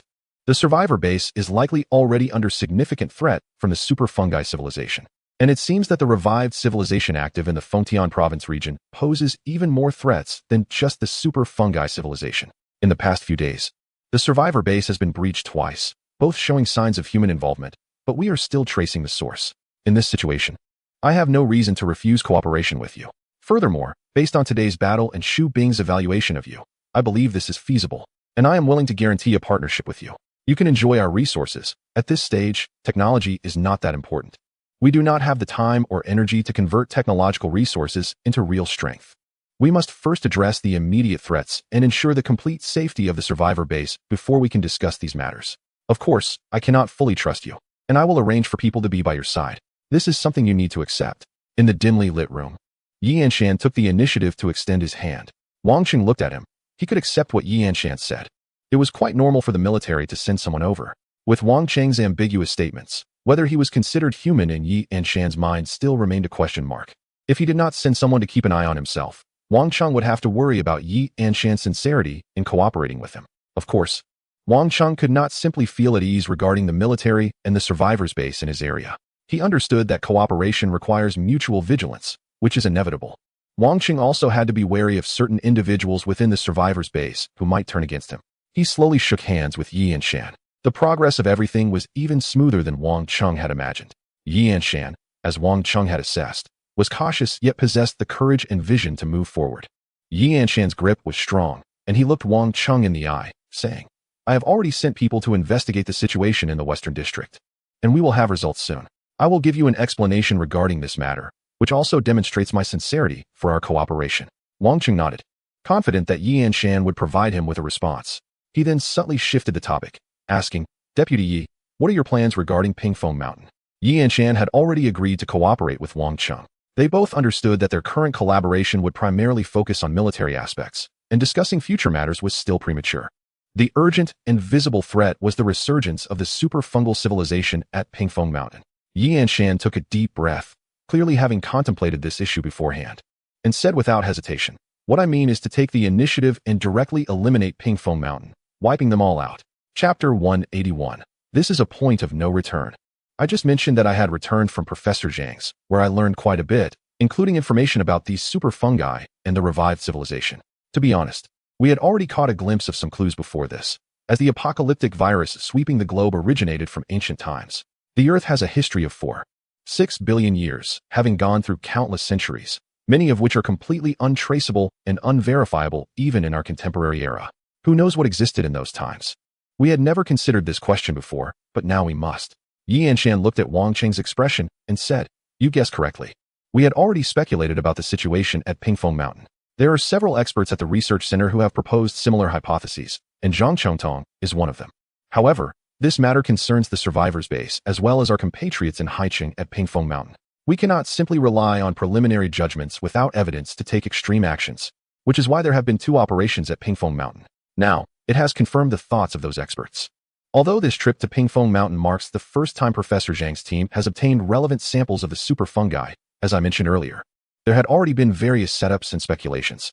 Therefore, even though Professor Zhang's team has not made much progress yet, the information they currently have indicates that it will be very difficult to develop a drug that can provide immunity to the super fungi infection in the short term. Given the existing conditions at the survivors' base, even developing equipment to identify infected individuals is quite challenging. Times have changed, despite the large number of people at the survivors' base. Productivity is far behind what it was before the apocalypse. Based on this, I came up with my current plan. We will attack Pingfeng Mountain and eliminate them first. Yi Anshan spoke almost without pause, and Wang Cheng began to understand why Yi Anshan had remained so calm about these matters before. It turned out he had already anticipated this outcome. It appears that last time, he only shared a small portion of what Wang Cheng was supposed to know, and now both sides had finally laid their cards on the table. Wang Cheng also understood the implication of Yi Anshan's lengthy explanation. He slowly shook his head and said, "At this stage, I have no way out either, but I might be able to obtain useful items, such as nanomedicines that can enter the human body at the microscopic level. They may specifically target and eliminate the microscopic fungal organisms that have entered the body." As he spoke, Wang Cheng briefly introduced the nanomedicines he had previously obtained from a high-tech treasure chest. The 3 nanomedicines, once inside the body, would activate nanorobots that are exponentially more powerful than white blood cells. They are true super warriors that can operate within the human body, creating a battlefield at the microscopic level. They can eliminate any viruses, bacteria, or fungi within the body and can even perform surgeries like wound suturing from the inside. Theoretically, they could fundamentally treat a late-stage cancer patient because they can eradicate all cancer cells, whether they have spread or not. The only side effect of using this medicine is an increased appetite, as it requires energy to fuel the nanomachines. Unfortunately, Wang Cheng had already used up the 3 nanomedicines and could not provide new ones for military research at the moment, but he believed it was only a matter of time before he could. As he listened to Wang Cheng's description of the nanomedicines, Yi Anshan's eyes brightened slightly. If someone else had told him such incredible things, he would not have believed them, as they exceeded current human technology. However, at this moment, Yi Anshan began to suspect that Wang Cheng might be one of the revivalists of ancient civilizations on Earth, similar to the super fungi. With Wang Cheng's high-tech battleship leading the way, the credibility of his words was extremely high. When he heard Wang Cheng say he couldn't produce them for the time being, he realized it was due to a lack of materials or technology. "If you need anything, we can help you. Offense might be the best defense. But no one can guarantee that all super fungal organisms can be contained. They may have already begun to infiltrate the survivor base in Fengtian. Moreover, with Fengtian's military strength, launching an expedition to Pingfeng Mountain carries significant risks. To put it bluntly, this could be a desperate gamble. If we can, I can allocate any resources you need, even if you are unwilling to share technology. As long as you are willing to provide a large quantity of effective nanomedicines to our civilization, we can meet more of your cooperation needs." Yi Anshan's eyes sparkled. If the nanomedicines Wang Cheng mentioned were truly that powerful, their potential applications would extend far beyond just the battlefield against the super fungi. He began to realize the benefits of cooperating with Wang Cheng. Wang Cheng naturally understood Yi Anshan's intentions and thoughts, and he couldn't help but feel a bit embarrassed. Yi Anshan clearly thought that his civilization was left with only Wang Cheng himself, reviving slowly, having technology, but unable to produce nanomedicine. However, Wang Cheng knew his own situation.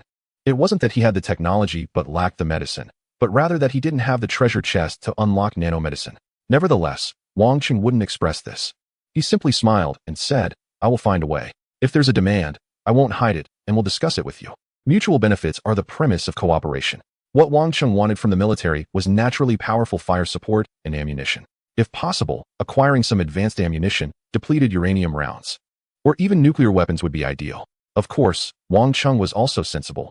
He knew that he hadn't contributed anything yet, and asking for too much would only put their cooperation at a standstill from the beginning. Therefore, he honestly refrained from making demands right away, merely stating, "If that's the case, Deputy Yi, if you plan to attack Pingfeng Mountain, I am willing to take the lead." Eliminating the alien threat was also Wang Cheng's goal. This point aligned with Yi Anshan's perspective. The safety of the Fengtian survivor base was a prerequisite for Wang Cheng and his people to live in peace, and he could not stand by and watch the destruction of the Fengtian survivor base. Moreover, this was also a potential channel for acquiring energy points, wasn't it? Yi Anshan nodded, saying, "That's exactly what I mean." Of course, this is just a preliminary idea for now. Once the plan is finalized, I will contact you immediately. Wang Cheng also nodded. The conversation between him and Yi Anshan was amicable and friendly, with no issues arising, and everything was as Wang Cheng had anticipated. This era was different from the past. If it were still during the Federal era, even if Wang Cheng had a warship to negotiate with, there wouldn't have been any room for discussion. They would have simply captured and interrogated him, with Federal forces tracking the warship wherever it went. Before the apocalypse, the Federal government had such power.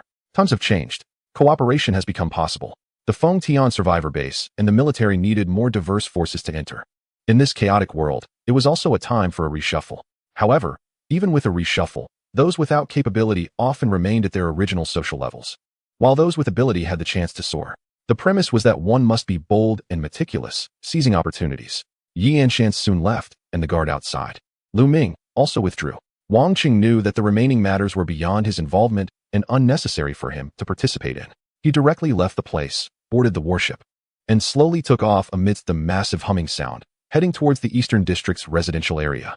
Wang Cheng did not want to expose the warship's transformation capabilities, so this time, he returned to the Fengtian survivor base in a high-profile manner without planning to switch the warship to its land vehicle form. This way was quite good. Soaring over the survivor base in Fengtian, many below were pointing and whispering. Yet, Wang Cheng had already given the green light, and he had issued orders allowing the warships from his city to freely enter and take off within the survivor base. This was also Wang Cheng's gesture of goodwill. The situation appeared favorable, but he was well aware that this did not mean everything was as optimistic as it seemed. Before leaving, the last words spoken by Yi Anshan echoed in Wang Cheng's mind. The assurances I've given you will be fulfilled as soon as possible, of course, with your cooperation. However, my stance does not necessarily represent the attitude of the entire survivor base in Fengtian. You need to understand this. Whether our cooperation goes smoothly depends not only on you and me, but also on others within the survivor base. I believe you've witnessed this today. Therefore, we must communicate promptly about the subsequent matters. I want to strive for successful cooperation, which also requires your effort. Thinking about the encirclement under the 6th level mutated creatures' corpses in the West District today, Wang Cheng understood that beneath the seemingly calm and simple power structure of the survivor base in Fengtian, there were also undercurrents.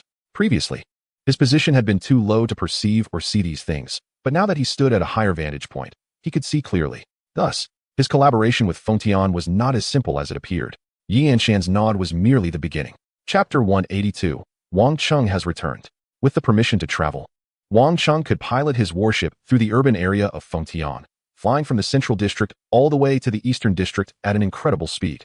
In the blink of an eye, familiar neighborhoods appeared before him. By this time, the sky had completely brightened. Dawn had arrived.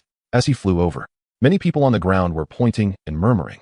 Some recognized Wang Cheng as the pilot of the remarkable aircraft from last night's battle in the West District and were both puzzled and excited about his presence here. Others, who were unaware, were astonished, questioning what such a dark and cold-looking aircraft was doing coming their way. Many wondered if there was a significant figure among the survivors here. Ma Tian was also surprised. After last night's events settled, they had not joined the crowd in chaos but stayed behind, guarded by Yi Anshan's security team at the entrance of the neighborhood, ensuring absolute safety. Even amidst the chaos, no one dared to touch Yi Anshan's people. Nevertheless, to be prepared for any sudden developments, Su Xinghai, Ma Tian, and others did not return to the building. They remained downstairs, waiting to see how the situation would unfold. It was only 1 or 2 hours ago, after confirming that the survivor base in Fengtian was completely safe, that Su Xinghai, Ma Tian, and many other survivors returned to their residences. Ma Tian also went back to his property building. Just as he was about to sleep on the 3rd floor, he was jolted awake by the rumble of the warship's anti-gravity engine. Confused and annoyed at the disturbance of his dreams, he peeked out, and any anger he felt instantly vanished upon seeing the source. A vehicle came crashing down right above. The lights illuminated the community in the early morning. Ma Tian's jaw almost dropped. However, he quickly gathered himself, put on his clothes, and rushed out with his group of followers to greet it. Ma Tian wasn't a military enthusiast, but he could tell that this vehicle was extraordinary, and its landing here likely indicated something important. In any case, he decided to put on a friendly face first. In the survivor circle of this area, Ma Tian was among the top. He used to be someone who acted without restraint, and others would often cater to his whims. But in recent days, he had been living in fear, treading carefully. It wasn't for no reason. He couldn't afford to offend these people. They had already surpassed the ordinary survivor circle, even if he was prominent among regular survivors. It meant little now. Ma Tian hurried outside and saw that Su Xinghai and others had also come out, seemingly familiar with the dark and cold vehicle. Seeing this, Xiao Li whispered from behind, "Brother Tian, could this really be from that Wang Cheng's group?" As they got closer, he recognized that this vehicle seemed to be the same one that had previously launched a missile at the security team, sending them flying before leaving. At that moment, they had been utterly shocked, and upon reflection, they thought it was someone sent by Yianshan to intimidate them. They never expected that this vehicle had returned. However, since they had only caught a glimpse back then, they didn't remember the ship's appearance well. It wasn't until now that they got close enough to recognize it as the arrogant warplane that had fired earlier. Ma Tian swallowed hard. This was not just someone from Wang Cheng's group. This was Wang Cheng's vehicle. At that moment, they watched as the flashy vehicle's hatch opened, and Wang Cheng descended from above. Moreover, he was the only one on the vehicle. Both Ma Tian and Xiao Li stopped in their tracks. A deep shock appeared on Xiao Li's face. Damn, we know Wang Cheng has a strong background and impressive connections, but who would have thought he was this formidable? This must be a top military model capable of vertical takeoff and landing. At this point, Ma Tian and Xiao Li exchanged a glance, hesitating to move forward. The gap was simply too vast. If it were the previous kind of disparity, they might still dare to ingratiate themselves, but now, to be able to operate a military-grade aircraft with such confidence and park it here, what kind of person and connections must he have? They were just small survivors. How could they approach someone like that? However, Wang Cheng didn't pay much attention to them. As he descended from the warship, he was immediately surrounded by Su Xinghai and Zhang Chao. Zhang Chao's eyes were nearly popping out as he exclaimed, "Second brother, when did you get so big?" Wang Cheng replied irritably, "I've always been this big, okay?" Zhang Chao, however, was too excited to tease, rushing over to touch the warship. As a boy, how could he not be interested in such things? The smooth, cold hull and the menacing, powerful turrets were every boy's dream. "Brother, can I go in and take a look?" Naturally, Wang Cheng would not refuse this request. Being his own brother, he allowed him to enter freely, directly activating the battleship and letting Zhang Chao board to observe, only reminding him not to press any buttons. Zhang Chao understood this boundary, so Wang Cheng didn't have to worry. At this moment, Su Xinghai and Yu Jixing approached. Although Wang Cheng's battleship had undergone significant changes, Su Xinghai, being one of Wang Cheng's people, immediately recognized that Wang Cheng had returned. However, he did not let everyone come downstairs. Only the three of them came down to greet him. There was no point in gathering too many people. Though he and Yu Jixing knew a bit about Wang Cheng's situation, seeing him and the battleship in such a state still left them deeply shocked. Su Xinghai didn't say much more, nor did he ask many questions. He began recounting what had happened before, explaining everything to Wang Cheng in detail. Then he said, "After that shot you fired, everyone around has become obedient.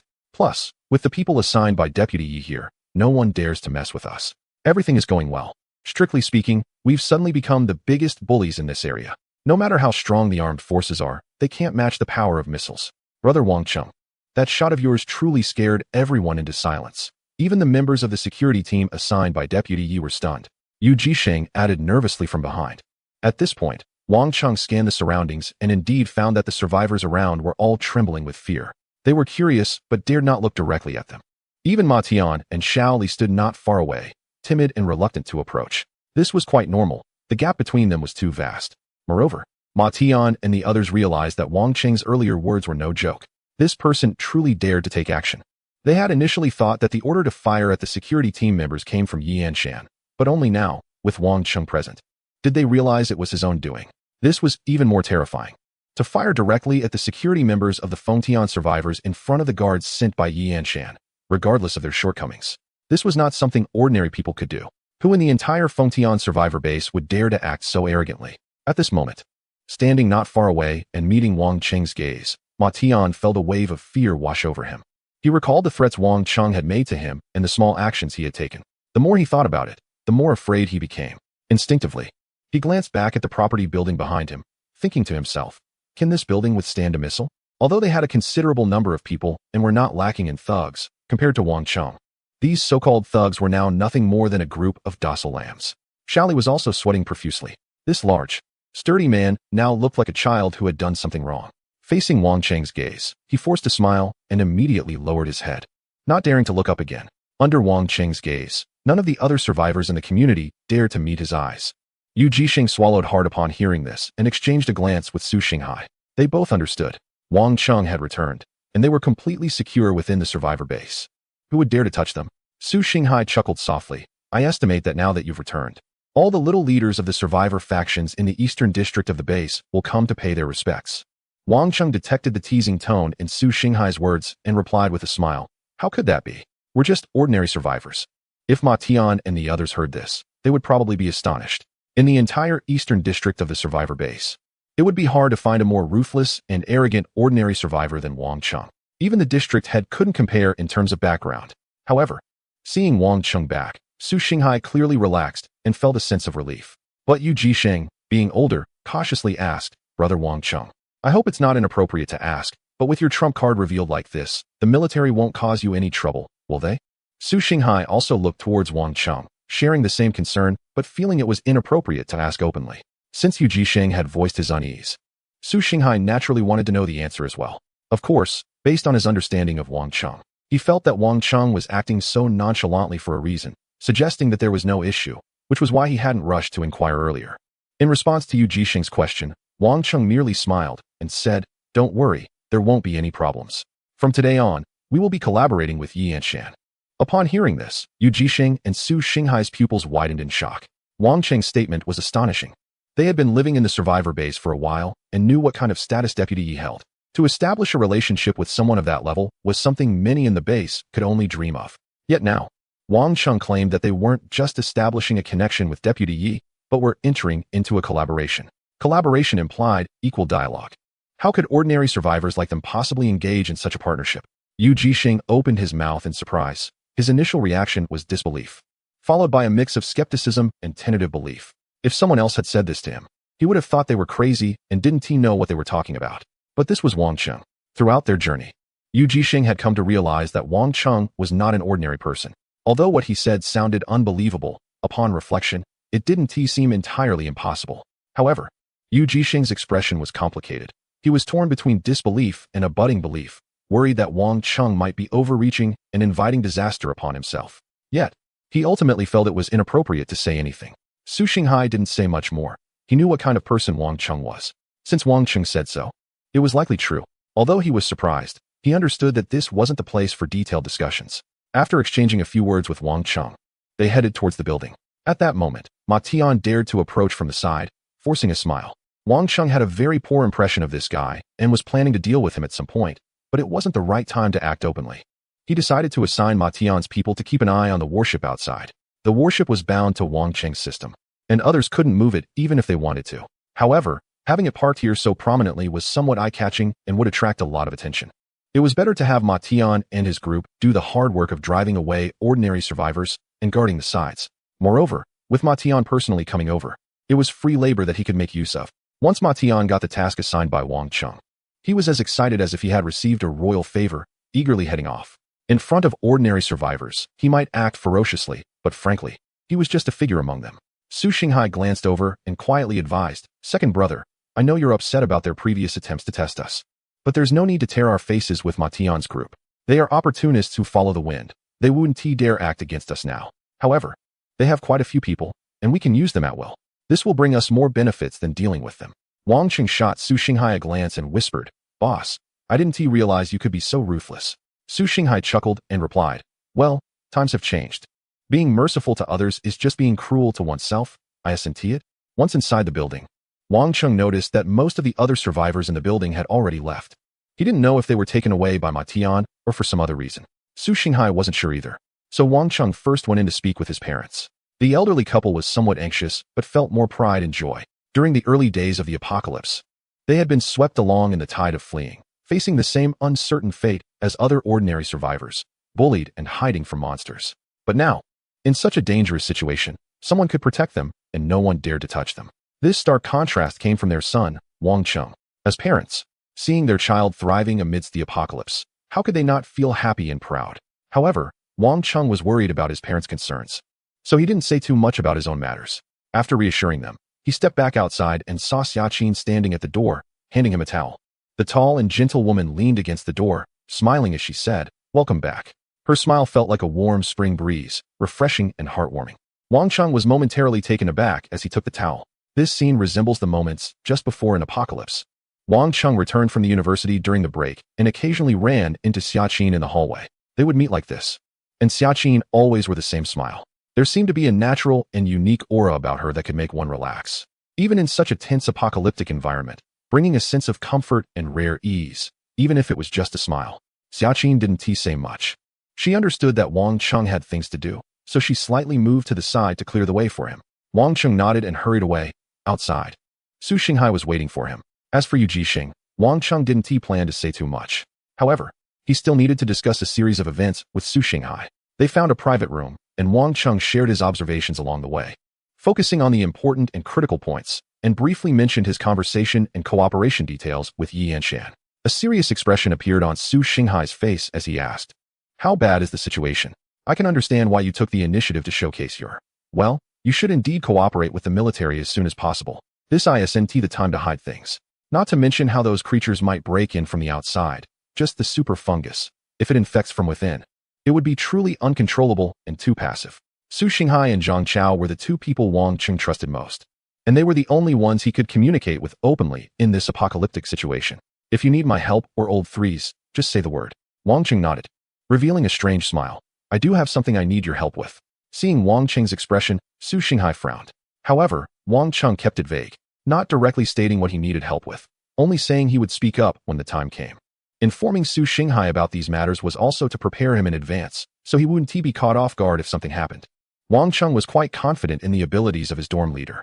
After that, Wang Chung walked out with Su Xinghai, and by this time, the sky outside had brightened significantly. Wang Chung noticed Su Ling standing outside, looking over in their direction. During this time, Su Ling had changed quite a bit. She was no longer as reckless as before and was clearly being more cautious. However, being younger, she couldn't hide things well. Wang Chung and Su Xinghai exchanged glances, and both realized that Su Ling probably had something to say to Wang Chung. Su Xinghai whispered, "After you left, Su Ling went to find Yi Yanshan. It seems she met him this time, but she didn't tell us much when she returned. Perhaps she wants to discuss this with you." Wang Chung felt a stir in his heart. He was aware of this matter and had even facilitated it during his first meeting with Yi Yanshan. However, this was Su Ling's personal business. It was clear that her family had ties with Yi Yanshan. Wang Chung was merely helping Su Ling as a friend. After all, he felt uneasy seeing Su Ling disappointed last time when she was turned away. They had all been through a lot together, and regardless of how things started, in his heart, Wang Chung had long regarded Su Ling as one of his own. However, this is their personal matter, and Wang Chung wouldn't take the initiative to ask about it. Therefore, after returning, he didn't bring it up and wasn't even planning to. But Su Ling looked like she wanted to say something to him. Did Yi Yanshan say something else to her? Wang Chung thought for a moment and decided to approach Su Ling and have a chat with her. Su Ling was young, and at first, Wang Chung didn't particularly like her. However, after getting to know her better, he realized that Su Ling wasn't a bad person. She was just a child, and he naturally wanted to take care of her a bit more. Just as he was about to walk over, he saw Yu Jixing, who had just parted from them, running over with a nervous and anxious expression. Upon seeing Wang Chung, he said, "Brother Wang Chung, the head of the Eastern District of the Fengtian Survivor Base has come. He wants to see you in person." The head of the Eastern District of the Fengtian Survivor Base? Wang Chung paused for a moment before realizing that Yu Jixing was referring to the head of the Eastern District's security and police team at the government level. He was the highest-ranking person managing the survivors in the entire Eastern District. Wang Chung had only known about this person in passing, but he had never really seen or heard much about him. This was a significant figure, someone even Ma Tian couldn't reach. Moreover, since he managed survivors, Wang Chung had no interest in proactively seeking him out. He never expected that this person would come looking for him. Wang Chung turned his head and exchanged a glance with Su Xinghai, both of them filled with speculation. Su Xinghai chuckled and teased, "Such a big shot coming to see you. Wang Chung, your status is quite high now." Wang Chung replied, "You can see it too. This guy is probably here to apologize." Chapter 184. Reuniting with Professor Chen, Yu Jixing felt as if he were dreaming. Or rather, he never imagined that as an ordinary survivor, he would receive such treatment at the Fengtian Survivor Base. The head of the Eastern District, Yao Zheng, personally came to apologize. What kind of person could make the head of the Eastern District come to pay respects in person? Yu Jixing had never even dared to think about such a thing before, but now it was happening right in front of him. Wang Chung, however, was not surprised. The chaos at the Fengtian Survivor Base yesterday, with the police acting in all directions and even provoking local bullies to seize resources, couldn't have happened without the orders from some big shot above. Moreover, the fact that Ma Tian was robbed was even more telling. He wasn't just an ordinary small leader of survivors. He had people from the police team backing him up, like Xie Dong'an, yet he was still robbed. What did this prove? It proved that the person giving the orders was far more formidable than Xie Dong'an, even to the point of disregarding his authority. How many such figures could there be in the Eastern District? Those at a higher level wouldn't bother with the resources that these survivors had in hand, and certainly wouldn't lower their status to seize them. Thus, the answer was clear. Of course, if it were someone else, being robbed was just being robbed. What could you do? The higher command wouldn't hold anyone accountable. But Wang Cheng's situation was different. Wang Cheng is now clearly seen as someone under the influence of Yi Anshan. Given this relationship, even the head of the Eastern District has to think twice. In fact, after realizing he had crossed paths with someone associated with Yi Anshan, Yao Zheng was anxious for several hours, waiting for potential repercussions from above. However, when nothing happened, his anxiety only grew. After much deliberation, he decided to approach the person involved to apologize first. Among the survivors and the security team, he was a prominent figure. But in front of the high-ranking officials, his position could easily be replaced. He was just a small player who could be swapped out at will. Yao Zheng understood very well what would happen if he lost his position. It wouldn't just be a significant drop. Many people he had previously looked down upon would turn the tables and make his life miserable. He couldn't even bear to imagine such consequences. As for the few subordinates of his who were killed by Wang Cheng and the resulting loss of face, that was insignificant. Thus, he hurried over. By the time Wang Cheng met Yao Zheng, he had already pieced together much of the relationship dynamics. However, Wang Cheng still came down to meet the head of the Eastern District, as he wasn't prepared to sever ties. People die for wealth, and birds perish for food. It's not uncommon for someone to seek their own interests. After all, they had no prior interactions, and any conflict was not directed at him, nor had it caused any substantial losses on his side. Wang Cheng had no intention of making enemies, as he knew the real threat did not come from someone within the survivor base in Fengtian, but rather from the terrifying pressure outside of it. The revival of ancient civilizations posed the greatest threat. Therefore, Wang Cheng took the initiative to come out and stood downstairs chatting with Yao Zheng for about 10 minutes. Yao Zheng wore a smile throughout, subtly probing the relationship between Wang Cheng and Yi Anshan. Wang Cheng casually shared a bit of information, which made Yao Zheng increasingly anxious, prompting him to be even more cautious and smiley. Although Yao Zheng was there to apologize, he didn't bring up the previous incident, nor did Wang Cheng. They had crossed paths because of that matter, but it was not mentioned at all. Instead, the atmosphere was pleasant as they conversed for quite some time before Wang Cheng went upstairs, and Yao Zheng breathed a sigh of relief. Based on Wang Cheng's attitude, it seemed he was in the clear. Yao Zheng felt a bit fortunate. Thankfully, the previous incident hadn't escalated too much, or it would have been difficult to manage. Moving forward, he needed to be careful and ingratiate himself. As Yao Zheng walked toward his car, other survivors approached him, eager to establish connections and curry favor. He immediately switched to a different persona. The smile he had when speaking with Wang Cheng vanished, replaced by a cold demeanor that kept others at a distance. He barely glanced at them, coldly getting into his black luxury car and quickly leaving. However, he had barely exited the community where Wang Cheng lived when he was stopped. Yao Zheng felt a flicker of annoyance. Although he smiled at the city lord, it was only because of the connection to Yi Anshan behind him. He couldn't afford to offend him. However, he, as the head of the survivor base in the Eastern District, held a position just below the three major powers of the research center, the military, and the government.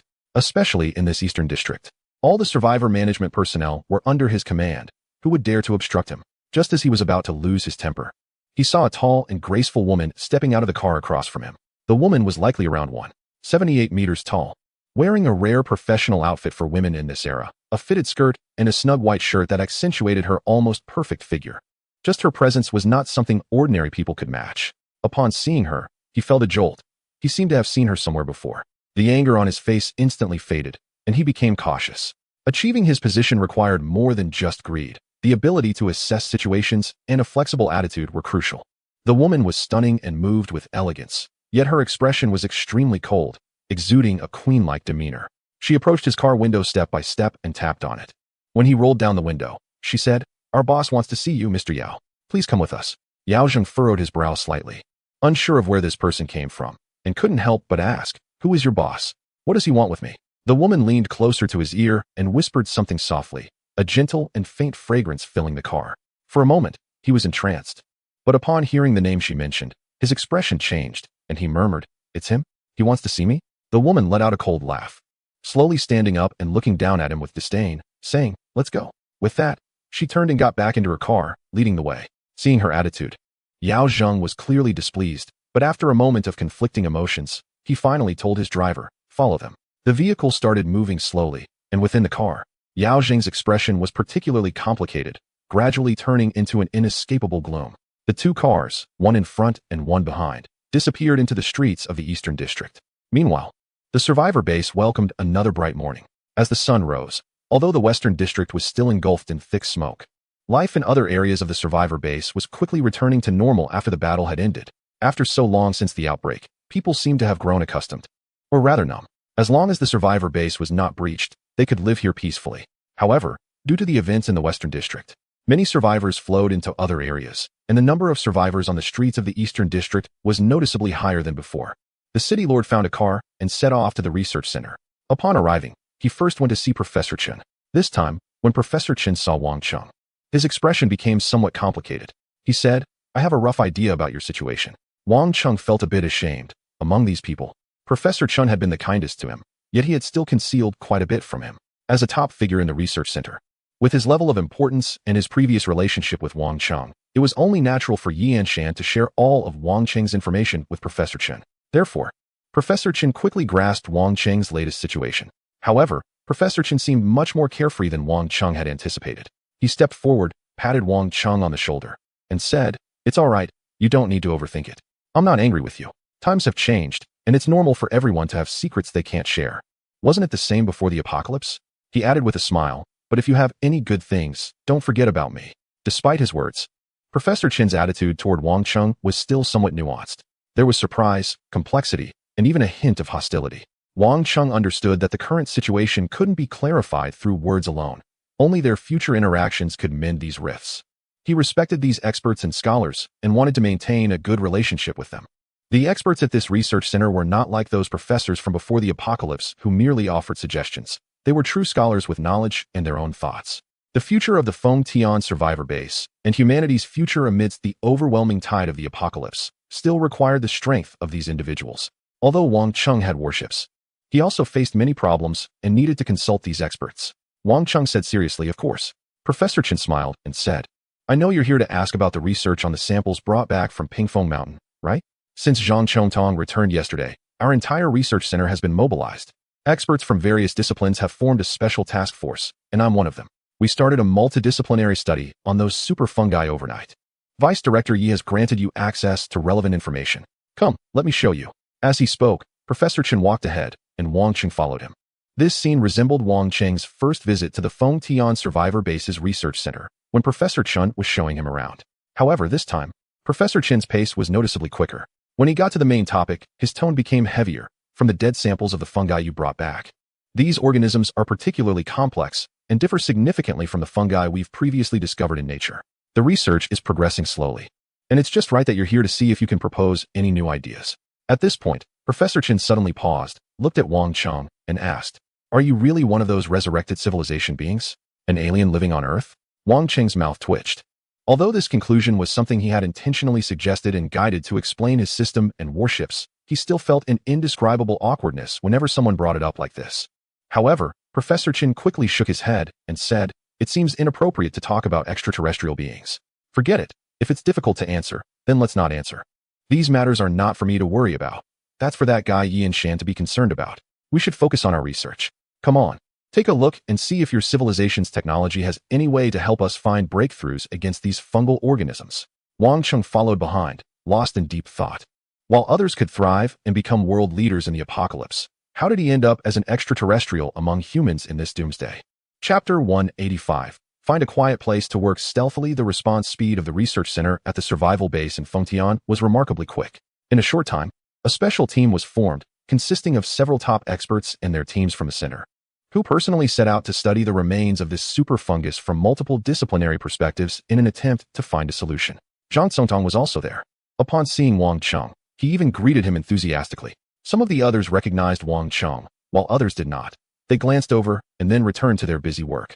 The atmosphere in the research center was serious and academic. Wang Cheng's background, status, and strength from the outside world held no sway here. The scholars were solely focused on their projects. Although Wang Cheng had a formal education in science and engineering, his knowledge at this level of research center only allowed him to avoid being seen as completely ignorant. He could roughly understand the introductions given by Professor Chen and Zhang Congtong. Zhang Congtong said, "We just communicated with Yan Shan. In the next phase, we plan to initiate a comprehensive investigation of the entire Fengtian survival base, since no one knows if there are already infected individuals with these super fungi inside our base." Professor Chen also displayed a serious expression. This super fungus, as a microorganism, has a gradual process of infecting the human body. Once it enters the human body, it requires a certain amount of time to reproduce to reach a quantity that can significantly affect human behavior or even completely overcome the human immune system. What's more terrifying is that once these organisms multiply, they can form a neural network similar to our human brain, possessing intelligence and collective memory. This situation would allow them to hide within the human body without triggering any external symptoms, continuing to grow and reproduce until they possess the capability to completely overwhelm the human immune system. In less than an hour, they can fully invade the human body, utterly dismantling the immune system and penetrating the human brain. This is the infection process of a superfungus that they have deduced so far. And the ability to arrive at this conclusion is largely thanks to the body of Li Xinqing. That was their only complete sample of a human infection. Wang Cheng felt a chill run down his spine and said, "So, as long as these superfungi wanna, they can go completely unnoticed by the human body before they take over." Pretty much, but it's not entirely accurate. Zhang Tsongtong said, as their numbers increase, they will inevitably have some impact on the human body. Just like us humans, not every cluster of these superfungi is cautious. When the human body gets infected, there will always be some reaction, and some individuals will even try to probe the brain in advance to see if they can achieve control over the organism sooner. This pattern of theirs can control not only humans and mutated organisms, but also those unmutated insects, ants, and even some larger microorganisms. Do you know what this means? The routes of infection are hard to guard against. Wang Cheng felt a heavy weight in his heart. Even if they could sever the infection chain between humans and mutated organisms, how could they guard against those small insects? Especially now, in the apocalypse. Hygiene conditions are far worse than before, making these things even more difficult to defend against. So, if we can't find targeted immunity or a specific drug against them, the survivor base in Fengtian would have no way to withstand their invasion? This can't even be called an invasion. It's more like a spread. As Wang Cheng spoke this answer, he felt a chill rise from his back, surging straight to the top of his head. The situation was even less optimistic than he had thought.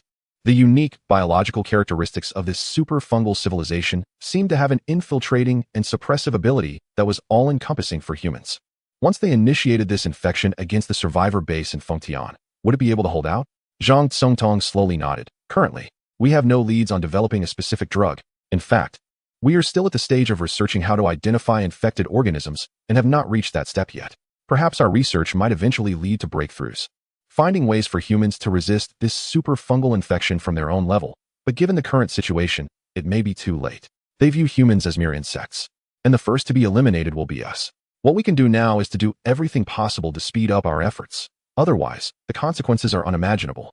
As someone who had also experienced the Ping Fengshan incident, Zhang Tsongtong clearly remembered the attitude of these super fungi and their contempt for humans.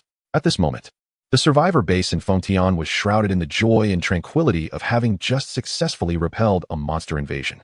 Who would have thought that a greater shadow was already looming over the base? Professor Chen pushed up his glasses and said heavily, "This is a war of civilizations. Once it starts, it will inevitably be a brutal extermination event. The victors will continue to develop their civilization, while the losers will face extinction. These superfungi are far more terrifying than those mutated organisms. It is truly incredible. Perhaps only organisms like them can survive from ancient times to the present." Zhang Tsongtong said, "Perhaps it is precisely because of this that their capabilities in the macro world are very limited. According to our current analysis, during the era when these superfungi lived, the ecological environment on Earth was very poor, at least for the organisms that exist on Earth now. In that era, only such microorganisms could survive. It was a world of fungi, bacteria, and viruses. Therefore, the development of these superfungi should also be limited to the microscopic level. Their adaptability at the macro level in modern times is very poor, and they have been in a constant state of adaptation. Otherwise, given their reproductive speed, they should have already spread far beyond their original habitat. Even if they reached distant regions, they should have expanded to other areas by now." Zhang Tsongtong's analysis makes sense. On Pingfeng Mountain, most of the organisms controlled by the superfungi are clumsy and slow. This is true not only for human infectees, but also for those infected by mutated organisms, and their weapons are relatively singular. Clearly, they are not very familiar with combat in the macro world. Throughout the 4.6 billion years of Earth's history, it has gone through countless periods, each with different environmental conditions. In such circumstances, the civilizations that emerged during each period must also have been different. They had to adapt to the Earth's environment of their time in order to thrive. In their era, they might have been the darlings of the world. But that may not be the case in contemporary times. Wang Cheng looked at the busy researchers in the laboratory and said, "I will find a way. Do you have any medications that might be effective against superfungal infections? Bring me a few types." Zhang Tsongtong and Professor Chen exchanged glances, and Zhang Tsongtong quickly went to get a few boxes of antifungal medications for Wang Cheng. Wang Cheng took a look and tucked them into his arms. At this rate, By the time they opened the boxes and found nanomachinery medications, it would clearly be too late. They had to think of other methods first. Wang Cheng pondered, and the best solution seemed to be to directly upgrade the medications. Upgrading antibacterial drugs directly through the system. He believed that a special drug could be developed. When the upgrade is complete, they could give it to Zhang Songtong and others to research and see if it could be mass-produced. Once it could be produced in bulk, they would no longer need to worry about superfungal infections. You can get infected all you want. I just need to take a pill to be fine. Of course, after taking those boxes of medications, Wang Cheng did not say anything on the spot or make any guarantees because he did not know if he would be successful. Medications are difficult to predict, especially those effective against specific pathogens. Verifying their efficacy is even more challenging. Even if Wang Cheng successfully upgraded them, he wouldn't know if they would actually be useful until they were researched by Zhang Songtong and others. If it failed, they would have to continue upgrading, and this would definitely take some time. As he left the research center, the sky had already turned dim. Wang Cheng's thoughts were entirely focused on combating this terrifying super-fungal civilization, and he hardly noticed the change in light. Holding the boxes of medications in his hand, he was filled with worry. This matter must be resolved quickly, otherwise, any future plans would likely turn into illusions. With the system in place, Wang Cheng was not afraid of infection himself, but those around him were just ordinary people without the system. The threat of super-fungal infections could even affect awakened ones. If it truly swept through the entire survivor base in Fengtian, it could lead to a collapse from within, potentially achieving a victory without conflict. In such a case, who among Wang Cheng's companions could escape? The thought of Li Xinqing sent a shiver down Wang Cheng's spine. Compared to that, figures like Ma Tian and Yao Zheng were no longer important. These foreign entities posed the real threat that needed to be addressed. In the near term, targeted medication needed to be found. In the long term, preparations for an offensive against Pingfeng Mountain were necessary. At that moment, Wang Cheng understood why Yianshan was willing to risk an attack on Pingfeng Mountain. Such a significant threat could only be fundamentally resolved by complete annihilation. As Professor Chun had stated, the struggle between civilizations was not merely a conflict of states in the human era. Ultimately, true safety could only be achieved by completely eradicating the opposing civilization. Upon returning to the community, Wang Cheng did not go upstairs but instead entered his battleship. He took out a box of antifungal medication and retrieved a blister pack of capsules. Holding it in his hand, he called for a system upgrade. The blister pack contained 12 capsules, and each upgrade required 1 unit of energy points. Wang Cheng consumed a total of 12 energy points to upgrade it from the most basic level to level 2. However, the results were uncertain. The system's explanation indicated that the broad-spectrum antifungal properties had increased, but whether it could combat super fungi remained a question. After some thought, Wang Cheng took out another blister pack of capsules. This time, he upgraded directly from level 1 to level 3. Upgrading from level 1 to level 2 cost 12 energy points, and upgrading from level 2 to level 3 cost an additional 36 energy points. He then took out these capsules and divided them into 2 bottles. Wang Cheng made another trip to the research center, handing over both bottles to Zhang Songtong, saying, "This is what I developed. I'm not sure if it will be effective against super fungi, but you can give it a try. If it doesn't work, I'll continue researching." Zhang Songtong was astonished, not expecting Wang Cheng to have developed 2 medications so quickly. She could hardly believe how he managed to create these experimental response medications in such a short time. Their entire laboratory was still at a loss, and developing a new drug was not a simple task. Even enhancing the efficacy and applicability of existing medications was an impressive feat. Many medical research institutions before the apocalypse took years to develop a useful drug, often spending a lifetime on just one.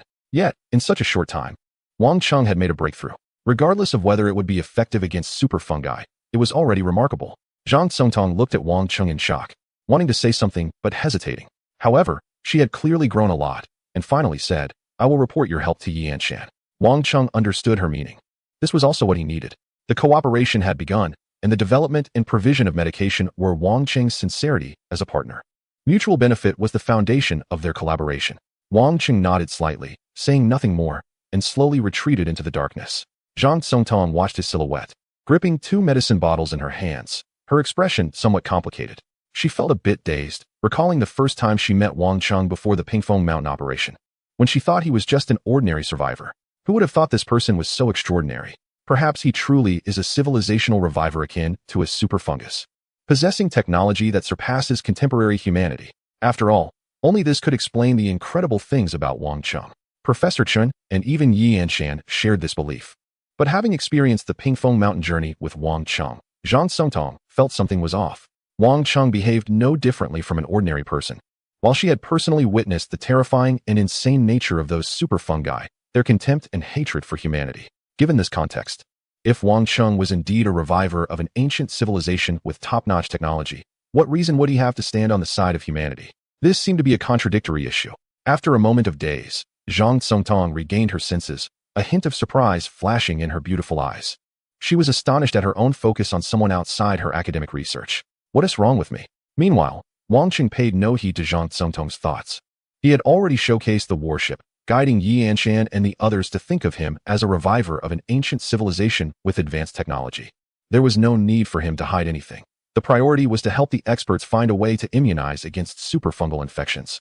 Even if he didn't care about the survival of the survivors within the base, his own family was there, and Wang Cheng had to pay attention and feel anxious.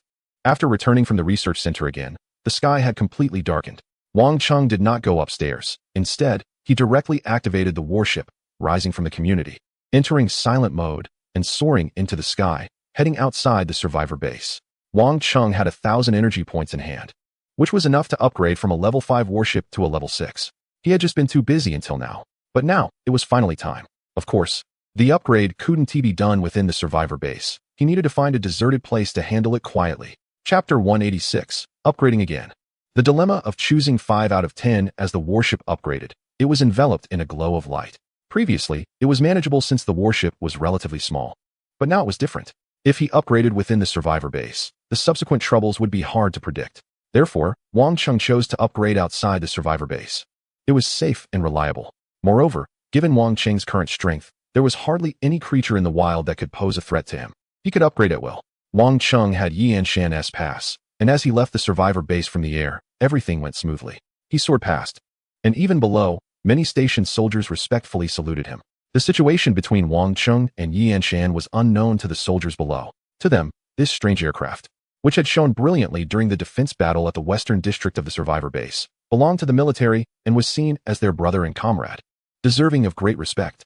Seeing Wang Cheng fly out so late, they assumed he was on a mission and naturally saluted him as he departed. Wang Cheng glanced at them silently, feeling a wave of emotions. Perhaps, in the apocalypse, there were many intrigues, but humanity still prevailed, especially among these station soldiers. They were genuinely dedicated to protecting their homeland and fulfilling their duties. In such an era, how many people could achieve that? Wang Cheng hoped that the upgraded medicine he had would be effective. He did not want to witness the collapse of the survivor base. Without a nest, how could there be any intact eggs? That would bring no benefit to him. As he soared through the sky, he gazed in the direction of Pingfeng Mountain. While he couldn't actually see it from here, he inexplicably thought of Zhao Nan, Zhang Rui's hen, and Li Xinqing, feeling an indescribable emotion in his heart. Perhaps they were no longer alive, swallowed by the terrifying wave of infection at Pingfeng Mountain. Thinking of that night when Li Xinqing had desperately tried to warn him in his room, Wang Cheng felt a pang of unutterable sadness. Li Xinqing had treated him as a friend. Even after being infected to such an extent, he had wanted to warn him of the danger, but ultimately, he was unable to save him. Wang Cheng felt a sense of despair and powerlessness in this apocalyptic world. However, he did not want to experience that scene again. Blood must be repaid with blood. He needed to make those foreign beings pay the price. Flatten Pingfeng Mountain. All ancient civilizations should be obliterated. After flying several dozen kilometers, he stopped in a wilderness devoid of both people and monsters. The warship slowly descended, the anti-gravity engines shutting down one by one. Wang Cheng began upgrading to a level 6 warship. As before, a pale white light enveloped the entire vessel. 10,000 energy points were deducted, leaving him with only a few energy points left. However, this time the upgrade speed was remarkably fast, within just 2 to 3 days. He had advanced from level 4 to 5, and then from 5 to 6. This was not only due to good fortune, but also an inevitable result of the warship's continuous enhancement and leap in power. Once Wang Cheng's warship truly evolved to the starship level, could Pingfeng Mountain withstand a shot from the main cannon? However, the time required for the upgrade had also increased. This time, it took a full 110 minutes. The long wait felt somewhat tedious, prompting Wang Cheng to consider how to build his crew for operating the warship. As the warship grew larger and its functions more diverse, it was gradually becoming too much for him to handle alone. Perhaps he needed to establish a proper crew. Moreover, in the future, there would certainly be more than just this one warship. Wang Cheng believed that a large fleet would one day emerge, and by then, he would need to delegate authority. Of course, he would need absolutely reliable personnel for that. Su Xinghai and Zhang Chao are both excellent choices. Su Xinghai goes without saying as the best candidate, while Zhang Chao makes Wang Cheng feel a bit uneasy due to his impulsive nature. As he pondered, a system prompt echoed in Wang Cheng's mind. Dear host, your battleship is about to upgrade to level 6 and will gain 5 black technology module enhancements. 1. The upgrade will randomly trigger an energy shield module for a 6 square area. 2. Upgrade the main cannon to an embedded 305mm electromagnetic launch main cannon. 3. Low-power electromagnetic traction device. 4. Upgrade the current medical bay to enrich its treatment functions. 5. A second 50mm caliber machine gun. 6. Upgrade the current anti-gravity engine. 7. 22 missile launch silos. 8. Optical invisibility system. 9. Interference projectile launch module. 10. Super electromagnetic pulse device. This time it's a selection of 10 out of 15. Wang Cheng's heart raced. He had been waiting for this moment. Last time, when upgrading from level 4 to level 5, he had 9 options to choose from.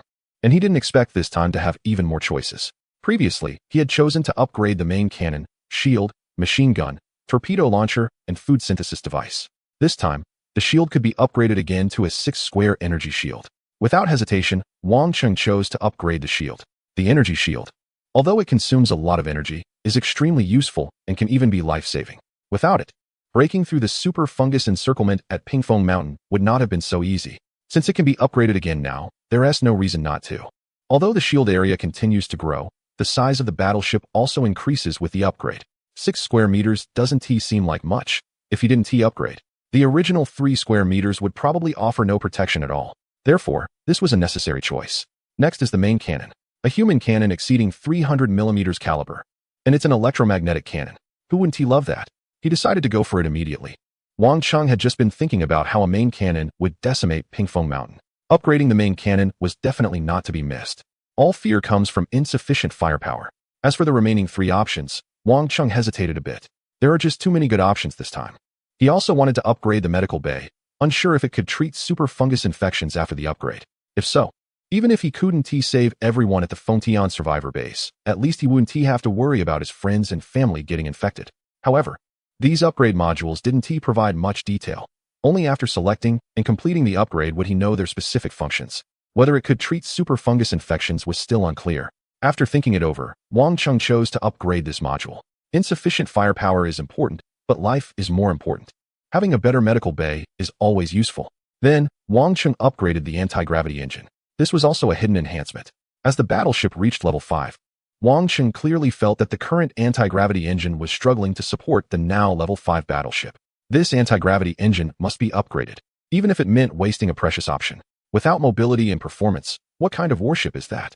The 4th option, the capital ship, selected 22 missile launchers, further enhancing its firepower. Combined with the previous 2 missile launchers, the capital ship can now launch 6 missiles in one go.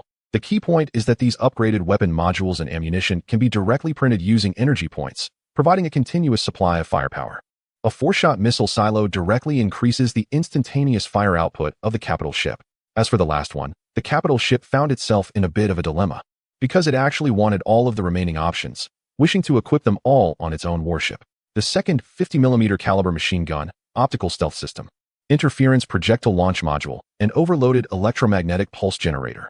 The capital ship was almost drooling, except for the low-power traction device, which was directly eliminated. The remaining 4 options were all excellent and useful.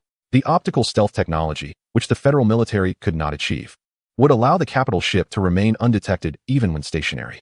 The interference projectiles serve as defensive weapons, and if a war with the super fungi were to break out, they might play a significant role in helping the warship withstand multi-layered attacks and ensure its safety. As for the machine gun, enhancing firepower is always a good thing, right? Then there's the overloaded electromagnetic pulse generator. This option made the capital ship hesitate. It seemed somewhat useless for now, and once used, it could also interfere with its own warship. However, it recalled the cloud attack previously encountered. This device could be very effective against it. It seems that all options are great and could be of great use. So which one to choose? This is too difficult. The capital ship fell into deep thought, almost succumbing to choice paralysis. Chapter 187, Level 6 Warship. The sky was dim, and the wilderness outside the survivor base was eerily silent. Only the howls of unknown beasts echoed from afar, bringing a chilling terror in the darkness. On such a night, no survivor dared to venture outside, fearing that a moment's inattention would lead to being torn apart by a lurking monster and dragged into the darkness to be devoured. But the capital ship remained calm. Standing at the side of the warship, it was undergoing upgrades. Even without the warship, the capital ship's strength could handle ordinary mutated creatures. Moreover, the chosen location was excellent, with almost no disturbances. However, at this moment, the capital ship frowned, seemingly in deep conflict. It was still contemplating what black technology to choose for the final upgrade. Choosing 5 out of 10 was indeed challenging. The capital ship wanted to say, as an adult, I want them all, but unfortunately, the system had its own rules, and it could only choose from the options available. In the end, the capital ship chose the overloaded electromagnetic pulse device. Optical cloaking devices and similar technologies are indeed very useful, but Wang Cheng contemplated various aspects and decided to enhance the battleship's overall capabilities, steering it towards a more robust design. After all, the current era is far from the peaceful times before the apocalypse. Disasters abound, and not to mention the mutated creatures. The ancient civilizations of Earth that have awakened from the shadows loom like mountains before him. He had to consider multiple angles and prioritize improving his battleship's ability to confront various enemies and battlefield situations. Other technologies simply cannot compare to the effectiveness of an overcharged electromagnetic pulse device. Wang Cheng completed the selection of 5 advanced technology modules, and the battleship continued its upgrade. Enveloped in a milky white glow that provided a soothing feeling. Time spent on upgrading from level 5 to 6 was longer than before, but this time it was done under absolutely safe conditions. In the wait, there were no surprises or dangers, and the upgrade was finally completed. Congratulations, esteemed host. Your battleship has been upgraded, and the current level is level 6. As the familiar system prompt rang out, the milky white glow surrounding the battleship gradually faded, revealing its massive hull. The energy cost for this upgrade was 10,000 points, double that of the previous upgrade from level 4 to 5. And the battleship's size had also doubled. Previously, the level 5 battleship measured nearly 40 meters in length, but now it reached over 61 meters. The width remained relatively unchanged, but the overall structure transitioned from a relatively flat aerial vehicle or transport style to a long and streamlined battleship. The entire design shed its previously bulky appearance, resembling a sword slicing through the air, exhibiting a sharp, aerodynamic structure. The pitch-black armor, dark and cold, with an integrated structure, concealed all the turrets within the battleship until it was activated. Only upon starting the battleship and engaging the fire control system would the relevant gun ports emerge from beneath the armor like the fangs of a beast. Massive and imposing. This was Wang Cheng's first impression. The impact of the level 6 battleship exceeded his expectations. It wasn't just about the increased size and changed form, but the overall fluid technological feel. It resembled the true battleships he had seen in various films. In reality, such a battleship had an even greater impact and sense of realism. Standing beneath it, Wang Cheng felt a deep astonishment. He was somewhat dazed. Could this enormous vessel truly be an upgrade from an inconspicuous shared electric scooter? He felt as if he were in a dream. Such a colossal entity, within any military system of the Federation's major regions, would undoubtedly be a core-level aerial mothership. Moreover, its advanced technology and weaponry integrated into one could not be matched by any modern aerial platform of similar size within the Federation. One could say that after reaching level 6, Wang Cheng's battleship could sweep away any air force in the Federation's major regions. Within the Federation, the Air Force has no rivals. Of course, Wang Cheng is well aware that although his battleship has been upgraded to level 6 and exhibits the appearance of an interstellar vessel, it can still only be classified as an intergalactic ship and has not fully transitioned into an interstellar battleship. As Wang Cheng boarded the ship, the intelligent auxiliary system, which had clearly become more astute after the upgrade, sensed the captain's presence and opened the hatch doors one by one. The interior space of the battleship has significantly expanded. The height of the ship has increased by nearly 1.5 times, which means that people can move freely inside. Moreover, the current level 6 battleship has been divided into 4 distinct areas. First, there is the bridge area at the very front of the ship, which has once again expanded and now covers over a dozen square meters. Although there are still 5 seats, they are no longer cramped like a bus. Instead, they are spaced out, with an operating platform in front of each seat. Clearly, the ship's functions have become sophisticated enough to accommodate bridge personnel working together to enhance the ship's capabilities. Among the 5 seats, the captain's chair at the front has also become more luxurious, facing the ship's Jindonwerje. It is slightly elevated like a space capsule, allowing for a panoramic view of the battlefield. The operating platform that had previously been in front of Wang Cheng has been simplified into a mobile platform that can be pulled in front when needed and stored away when not in use. The captain's seat itself is quite luxurious, featuring a leather chair with various functions, including an escape mechanism. From the captain's seat, Wang Cheng can observe any situation within the ship and utilize any of its functions, including granting or revoking permissions. The changes are significant. After taking a tour and trying out each position, Wang Cheng has just about adapted to the current state of the battleship. Sitting in the captain's seat, he couldn't help but exclaim to himself, This is what a bridge should look like.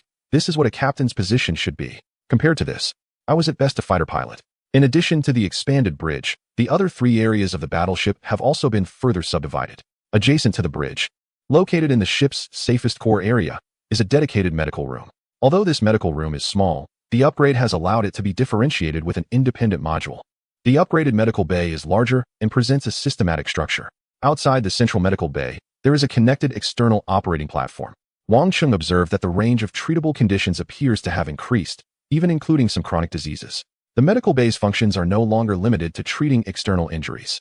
What surprised Wang Chung even more is that it now includes a sleep system, which, as long as the ship has sufficient energy, can support a person in continuous sleep. Of course, from these observations, it is not yet clear whether the medical bay's functions are effective against superfungal infections, but Wang Chung does not regret upgrading the medical bay.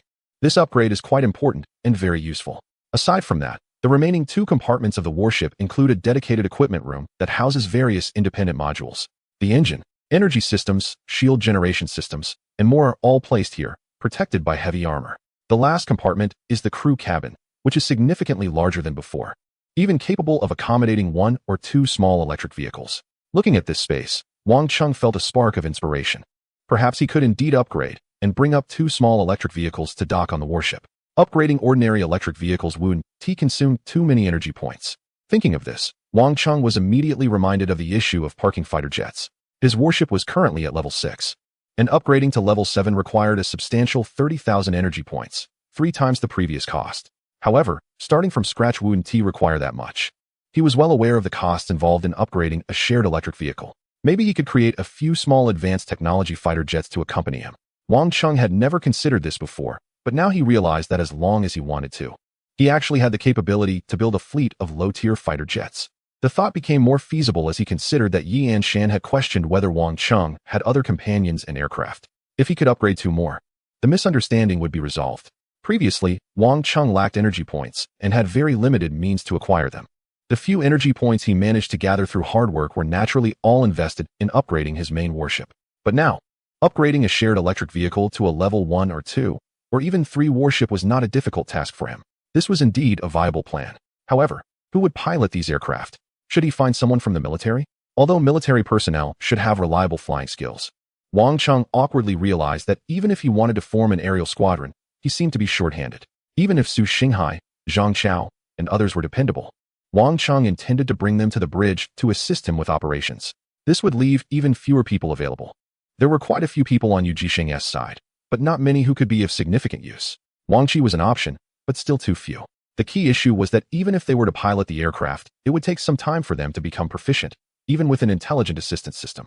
After all, they didn't have the system or the high-level permissions that Wang Chung had, which would make operating upgraded advanced technology aircraft quite challenging. Moreover, these individuals were all ordinary people. While firing a gun was one thing, piloting a fighter jet was another. If anything went wrong, it could be fatal.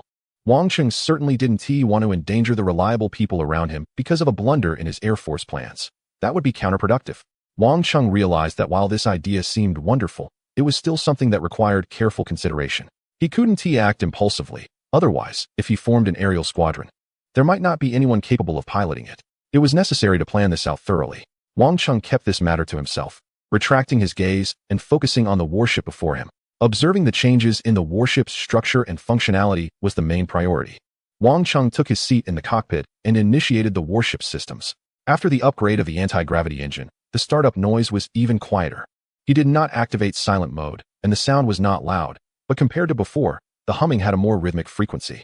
The warship took off smoothly, gradually rising from the ground as Wang Chung gently activated the thrusters. The thrusters were a fundamental module of the warship, automatically upgrading with each enhancement, matching the current level of the vessel. At this moment, as the thrusters powered up, the warship began to accelerate in stages. Suddenly, one side of the panoramic glass in the captain's seat dimmed, indicating that the intelligence system was activated. Various radar parameters appeared, and a 360-degree 3D model of the surrounding terrain was displayed below. Through the large glass screen, Wang Chung could intuitively observe everything around the warship from multiple dimensions. Even a fly would be detected. The thermal radar of the Level 6 warship had a detection range of up to 10 kilometers, while the conventional radar coverage exceeded 100 kilometers. Meanwhile, the warship's outer armor and internal structure had been upgraded once again. The outer layer consisted of pitch-black titanium alloy armor, coated with a reflective layer, with a thickness of 12 millimeters. Beneath the titanium alloy layer, the composite deck exceeded 60 millimeters in thickness, giving the entire warship a sense of formidable weight and coldness as it ascended. This thickness and coverage of armor surpassed that of nearly any contemporary fighter jet. This was not a fighter jet, but a true space warship. A warship without armor was unthinkable. The entire hull was covered in heavy armor, which was the most basic configuration for interstellar vessels. Otherwise, a single shell could shatter the warship, depleting the air, and in a vacuum, one shot would be enough to spell doom. This was also the reason for the upgrade to a more enclosed cabin structure after reaching level 6. Although Wang Cheng's warship was not yet capable of leaving the Earth's atmosphere, it was already undergoing a complete transformation towards a true warship form. Therefore, at this moment, Wang Cheng's level 6 warship was almost overwhelmingly superior to the typical modern aerial combat forces. As Wang Cheng accelerated further, the speed of his warship began to surge dramatically. The thrusters emitted dazzling light, and his warship shot through the air like a bolt of lightning, producing a sonic boom that echoed in the space. The dark night sky was left with a terrifying conical cloud. Wang Cheng's warship was now racing ahead, unmatched in the sky. Accelerate! Accelerate! Go for broke! Wang Cheng charged forward, and his warship reached its maximum speed, Mach 6. Mach 6 was a speed unattainable by aerial combat units of the current era. 6 Mach means 6 times the speed of sound, allowing it to travel over 2,000 meters in just 1 second. It's quite exaggerated. If the current 6th level battleship from the capital city travels at full speed to the coastal city, it would only take about 200 seconds to arrive. This means that the time they spent fleeing from the coastal city to the survivor base in the capital city is now insignificant. If the capital city wants, they could even go to the nearby mountain and fire a shot. Then they could just run away. Of course, whether the super fungal creatures on the mountain have countermeasures this time after the capital city escaped last time remains unknown. The key point is that although the speed of the capital city has reached 6 Mach, the sensation inside the battleship is not very obvious. And there is no discomfort, everything feels normal. The only problem is that the capital city realizes his piloting skills are lagging behind. It's quite embarrassing. The speed of 6 times the speed of sound is overwhelming. Although his body is unaffected and the battleship is very stable, he finds himself a bit flustered, unable to react to the speed. Fortunately, the battleship's auxiliary systems have also been upgraded, significantly increasing intelligence and allowing it to assist in piloting, which prevents him from being completely lost. However, this speed indeed surpasses human endurance. Even though the capital city is a second-level awakener with enhanced physical qualities and reflexes, he still struggles to keep up with the battleship's 6 Mach speed. In other words, the battleship is flying too fast for him to keep up mentally. One moment he is thinking about where to go, and the next moment, the battleship has already left that mountain far behind. In the air, the battleship gradually slows down after a wild flight, and at this moment, the capital city understands more deeply that piloting a fighter jet is a technical skill. The more advanced the aircraft, the more so. The speed is so fast that he can barely control it. He ponders whether to let someone else pilot, like Su Xinghai or another person, to practice a bit, while he focuses on operating the fire control system, which he finds more enjoyable. The high speed didn't disorient the capital city, but his piloting nearly did. He completely reduced the speed and realized he had already left the survivor base far behind and was approaching a deserted small county near the coastal city. If it weren't for the map, he probably wouldn't even know where he had flown to. This starting speed is quite exaggerated. He barely had time to react before accelerating to 6 Mach. He estimates that at this speed, ordinary missiles might not even be able to catch up. He recalls a joke he heard earlier. As long as I'm fast enough, no one can hurt me. Now, it feels like as long as the battleship is fast enough, conventional attacks can be ignored. The battleship hovers in midair, gliding slowly forward. It can go fast, slow, and even hover. The flying capabilities of the battleship are multifaceted, and the capital city is studying its various details in the air. The battleship's upgrade is comprehensive, in addition to enhancements in primary performance. Other functions have been optimized as well. The auxiliary shooting function of the fire control system has become more precise, and the manual operation panel for the 6 square meter shield is now simpler and more convenient. Each change has made the system more user-friendly and easier to operate.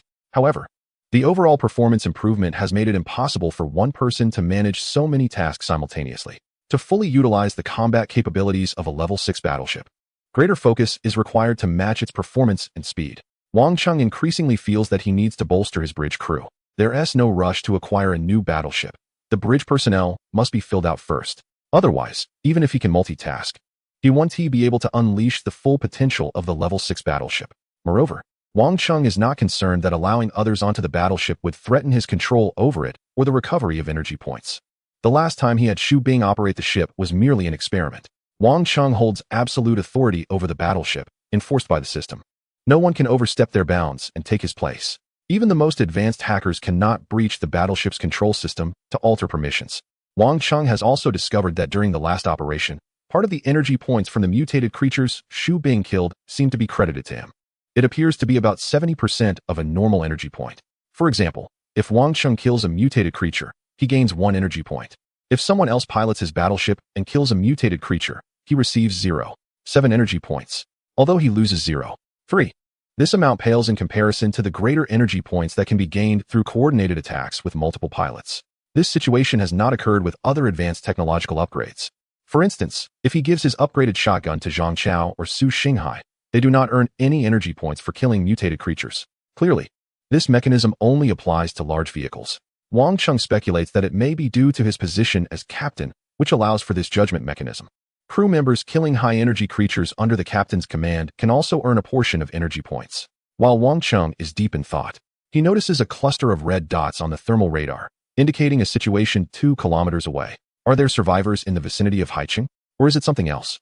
Intrigued, he navigates the battleship through the sky, using the cover of night to approach and assess the situation. He discovers a group of panicked survivors being pursued by a terrifying level 5 mutated creature. It's a frenzied hunt. The creature's body is mostly concealed underground, allowing it to move swiftly beneath the surface, occasionally leaping out to snatch a fleeing vehicle and its occupants in one fierce bite, its massive jaws looking incredibly menacing. The entire land resembles an ocean, as it moves freely and hunts wildly. The vehicles driven by the survivors were in tatters, shedding armor as they fled in panic from the pursuing creature. It seemed that this area was entirely the territory of this level 5 mutated beast, with no other monsters in sight, allowing it to hunt wildly. The survivors in the convoy were nearly in despair. In such an open environment, even with their vehicles, it seemed impossible to outrun the massive creature behind them. Death appeared to be inevitable. Everything they were doing now was merely a futile struggle. However, Wang Cheng was somewhat surprised as he drew closer. The arrogant level 5 mutated beast chasing the human survivors turned out to be an old acquaintance, the level 5 mutant burrower that had once chased him in Haiqing. Chapter 189, Incredibly Brutal. Seeing this creature, Wang Cheng was momentarily stunned. He still remembered the terrifying hunting grounds of the massive pit on the road out of Haiqing. At that time, the level 5 mutated beast was something he couldn't afford to provoke. Yet, unexpectedly, he encountered it again. This time, however, compared to their previous encounter in Haiqing, the enormous white horrifying flesh worm seemed to have grown even larger, its gaping maw more terrifying, and its speed had increased, suggesting it had been feeding well during this time and was on the verge of another evolution, potentially reaching level 6. How did it end up here?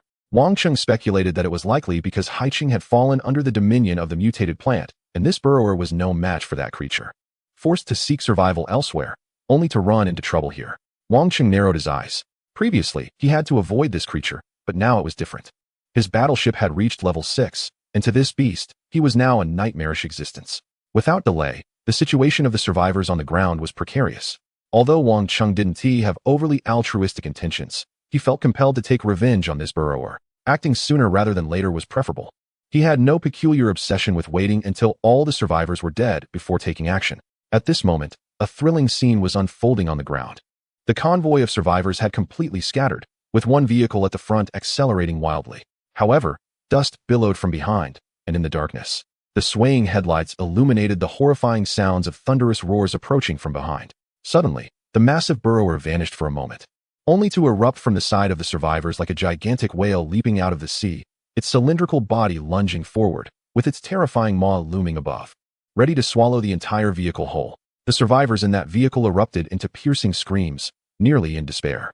With such a vast area covered by the creature, there was no way for them to escape. The driver desperately tried to break free from the monster's grasp, fully aware of the horrific fate that awaited anyone swallowed whole by this beast. Many people were so frightened that they lost control. The survivors from other vehicles in the same convoy, at this moment, could not care about them anymore. Exhibiting the harshness of human nature, they watched as the creature charged toward their companions and seized the opportunity to flee in a frenzy. In a life-or-death situation, running faster than others meant a better chance of survival. This is the cruelty of human nature and the helplessness of the weak in a doomsday scenario. The only way they could fight against the monster was to run faster than the others. Confronting such a formidable 5th-level creature was nearly impossible for ordinary survivors. However, the anticipated scene of death did not occur. At that moment, The massive maw that should have descended upon them suddenly shifted its position. The survivors, who had resigned themselves to death, looked on in disbelief at what unfolded before them. They saw several missiles soaring through the air, striking the creature with a deafening boom. The powerful firepower instantly created several horrifying wounds on its enormous body, and the impact sent it crashing to the ground, accompanied by a rumbling sound. A battleship filled with advanced technology descended from a height they had previously overlooked, like a streak of black lightning cutting through the night, passing overhead and opening fire to chase down the fifth-level mutated creature. The ordinary survivors were stunned, even forgetting their relief at having survived, as they watched in disbelief. The terrifying monster that had just been relentlessly pursuing them was now fleeing from the very battleship. With the firepower of a sixth-level battleship, the kingdom's artillery was unmatched. It launched a combination of high-explosive missiles from a 22-missile launcher, directly bewildering the creature, which then tried to hide itself underground. But the kingdom gave it no chance, bombarding the ground relentlessly as it pursued the creature. On the wasteland, the ground was almost completely overturned. The battleship continued its relentless chase, while the fifth-level creature frantically escaped underground, with soil flying and blood erupting from the explosions. The kingdom's missiles penetrated the earth, hitting their target. Even if the creature burrowed deeper underground, it was futile. The kingdom's thermal radar could clearly mark the location of such a large creature. Although radar detection was hindered by the underground environment, the creature's size meant that unless it reached the Earth's core, the kingdom's radar could always locate it on the surface, allowing the battleship to pursue and suppress it relentlessly. The ordinary survivors watched this scene in astonishment and excitement. They even stopped running, and many jumped out of their vehicles. Was that military aircraft? The military had finally come to rescue us. Great. Blow that monster up. Blow that monster up. It has taken so many of our companions. Let it die? It was too brutal. That was a level 5 mutated creature, and just like that, they were suppressing it. Is this the military's formidable firepower? Vehicles stopped in the distance. There were no complaints about not helping each other earlier because they all understood that in the apocalypse, everyone looks out for themselves. Relying on others was foolish. At that moment, they even nodded to each other from afar, then turned their attention back to the front, watching as the royal city pursued the level 5 mutated creature. This process didn't last long. A system prompt indicated that this burrower was now worth 1,600 energy points, more than before, seemingly related to its expanding size. It was indeed approaching level 6 mutation. Otherwise, with the bombardment from the royal city, it would have been blown to pieces long ago. The scene was remarkably resilient. Of course, the royal city was not prepared to waste any more firepower. The heavy artillery roared, missiles were fired indiscriminately, all aimed at bringing down this burrower. Meanwhile, the main cannon of the warship was already roaring to life. The armored plate beneath the level 6 warship slowly rose, with the 305mm electromagnetic cannon pointing ominously at the ground. Smart assistants worked in tandem with manual calibration from the royal city, locking onto the burrower's head position obscured by smoke and debris. Then, the warship's main cannon finished charging. The high-explosive shell of 305mm caliber shot out instantly with incredible initial speed, far exceeding that of ordinary conventional artillery. The burrower underground had no chance to react or evade before being hit with a thunderous impact. The ground was instantly penetrated. The powerful shell broke through the surface and struck the burrower's massive head directly, accompanied by an earth-shattering explosion. Smoke billowed everywhere, and the level 5 mutated creature was rendered completely still by the single shot. Blood gushed out from underground like spring water, and the thermal radar indicated that the temperature of the giant creature was rapidly decreasing. A system prompt announced that 1,600 energy points had been credited. With that one shot, the monster's head had been shattered. Once the predator of the royal city, the level 5 mutated creature was now mercilessly hunted by the warship. This scene resembled a brutal competition within the food chain. The burrower hunted ordinary survivors, but with the arrival of the royal city, the roles reversed instantly, turning the chase from the burrower to the hunters until it was exterminated. The royal city's warship slowly ascended in altitude. Its objective had been achieved, and there was no longer a need to linger. This was also a test, assessing the combat capabilities of the level 6 warship. In the perception of the royal city, the combat capabilities of the level 6 warship felt smoother, with stronger continuity in attacks. Operating alone, the royal city could still achieve fluid attacks on a single target. With the increase in the caliber of the main cannon and the elongation of the warship, the power of the main cannon had further increased. The initial velocity and energy reached terrifying levels. Even a solid projectile could collapse half a mountain. Coupled with high explosive shells and smart targeting, the royal city now possessed the ability to eliminate level 5 creatures in an instant. Looking at the independent armored combat units in the region, none of them could achieve the independent elimination of a level 5 mutated creature. This was something that the leader had never dared to imagine before. Now, his 6th-level battleship had acquired such capability. As for the survivors, the leader had no intention of babysitting them. Lending a hand was already the limit. What happened to them afterwards would depend on their own fortunes. The leader accelerated in the air, speeding towards the survivor base, quickly disappearing into the horizon, becoming a tiny black dot in the eyes of others. On the ground, the group of survivors exchanged glances, their eyes filled with disappointment. They had thought that the leader would find a way to take them away, but deep down, there was also an indescribable shock. A level 5 mutated creature was a terrifying being, akin to a deity, that ordinary survivors could not hope to confront. Anyone who encountered such creatures was doomed to die. Yet now, right before their eyes, such a fierce level 5 mutated creature had been taken down in a series of moves. Chapter 190. Human sentiment is more fearsome than a tiger. The leader's battleship soared through the sky, but this time it did not arrogantly enter the survivor base. Instead, upon nearing the outskirts of the base, it landed and switched back to vehicle mode. The 6th-level battleship was larger in size and in vehicle form. It resembled a heavy-duty trailer. Its appearance was somewhat similar to that of the Optimus Prime from the Transformers, with a huge container seamlessly integrated into the chassis, giving it a somewhat bulky look. However, that was just the appearance. The structure of the vehicle was entirely composed of titanium alloy composite armor from the battleship, which could withstand even typical armor-piercing rounds. A frontal collision would likely cause an ordinary level 5 mutated creature to stumble. At this moment, the leader drove the battleship in vehicle form towards the survivor base. The leader was still a low-profile person. Although his battleship had been revealed to the public, the 6th-level battleship had not yet made its debut. Moreover, parking a battleship in its original form in a residential area would be quite conspicuous. While that might not be a problem, the leader had no intention of doing so. He simply switched back to a more ordinary vehicle form and drove into the survivor base. As for where his battleship went, who could tell? By not transforming in front of others, the leader's secret remained unknown. Of course, at this time, the optical cloaking system would have been very useful. With such technology, combined with the battleship's anti-cloaking system, he could have silently brought the battleship into the survivor base without needing to land, simply hovering in the air. In that case, it would be invisible to the naked eye, and even the military at the survivor base would not detect the existence of the leader's battleship unless he revealed it himself. Unfortunately, the leader did not choose this advanced technology feature during his upgrade, so he could only obediently switch to vehicle mode for now.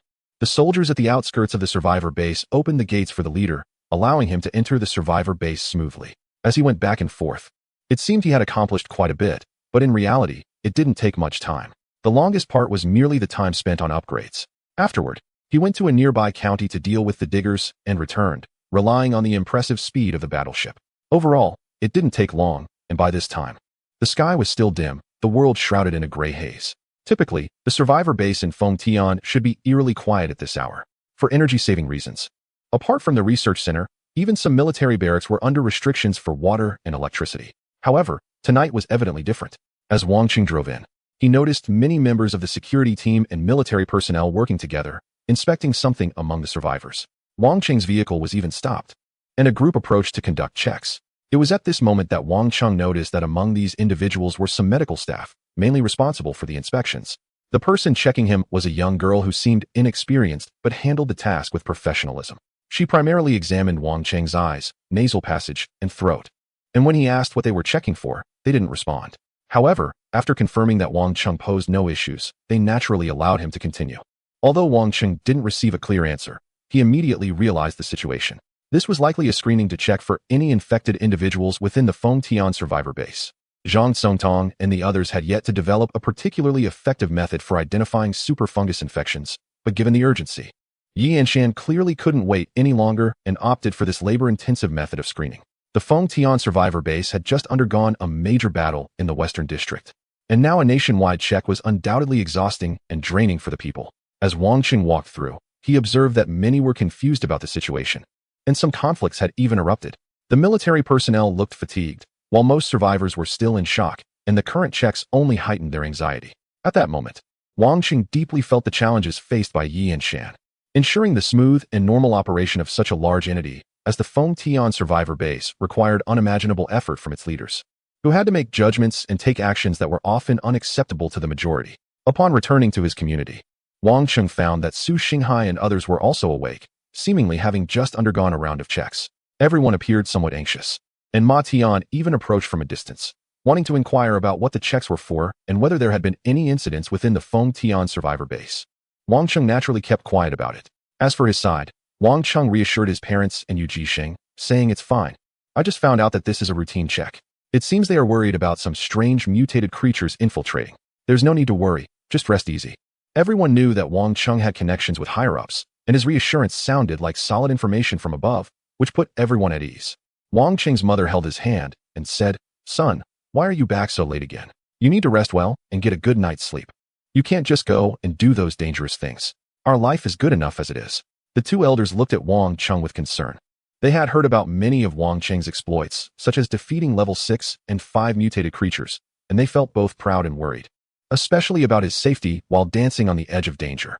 To them, nothing else mattered compared to Wang Cheng's life. Wang Chung found it hard to explain too much. He could only try to reassure them as best as he could before letting Xia Qin take the elders back to rest. At that moment, Su Xinghai stepped forward. He had heard about the super fungus at Pingfeng Mountain from Wang Chung and could probably guess the real reason for the inspection at that moment. But he didn't dwell on the topic. Instead, he pointed at the enormous trailer that Wang Chung had driven in and asked in surprise, "Is this even more impressive?" Wang Chung chuckled, "If you get the chance, I'll take you for a spin in the sky. If you're brave enough to drive, I'll let you have some fun too." Su Xinghai's eyes lit up at the thought. Just as he and Wang Chung were chatting, someone rushed over from the other side.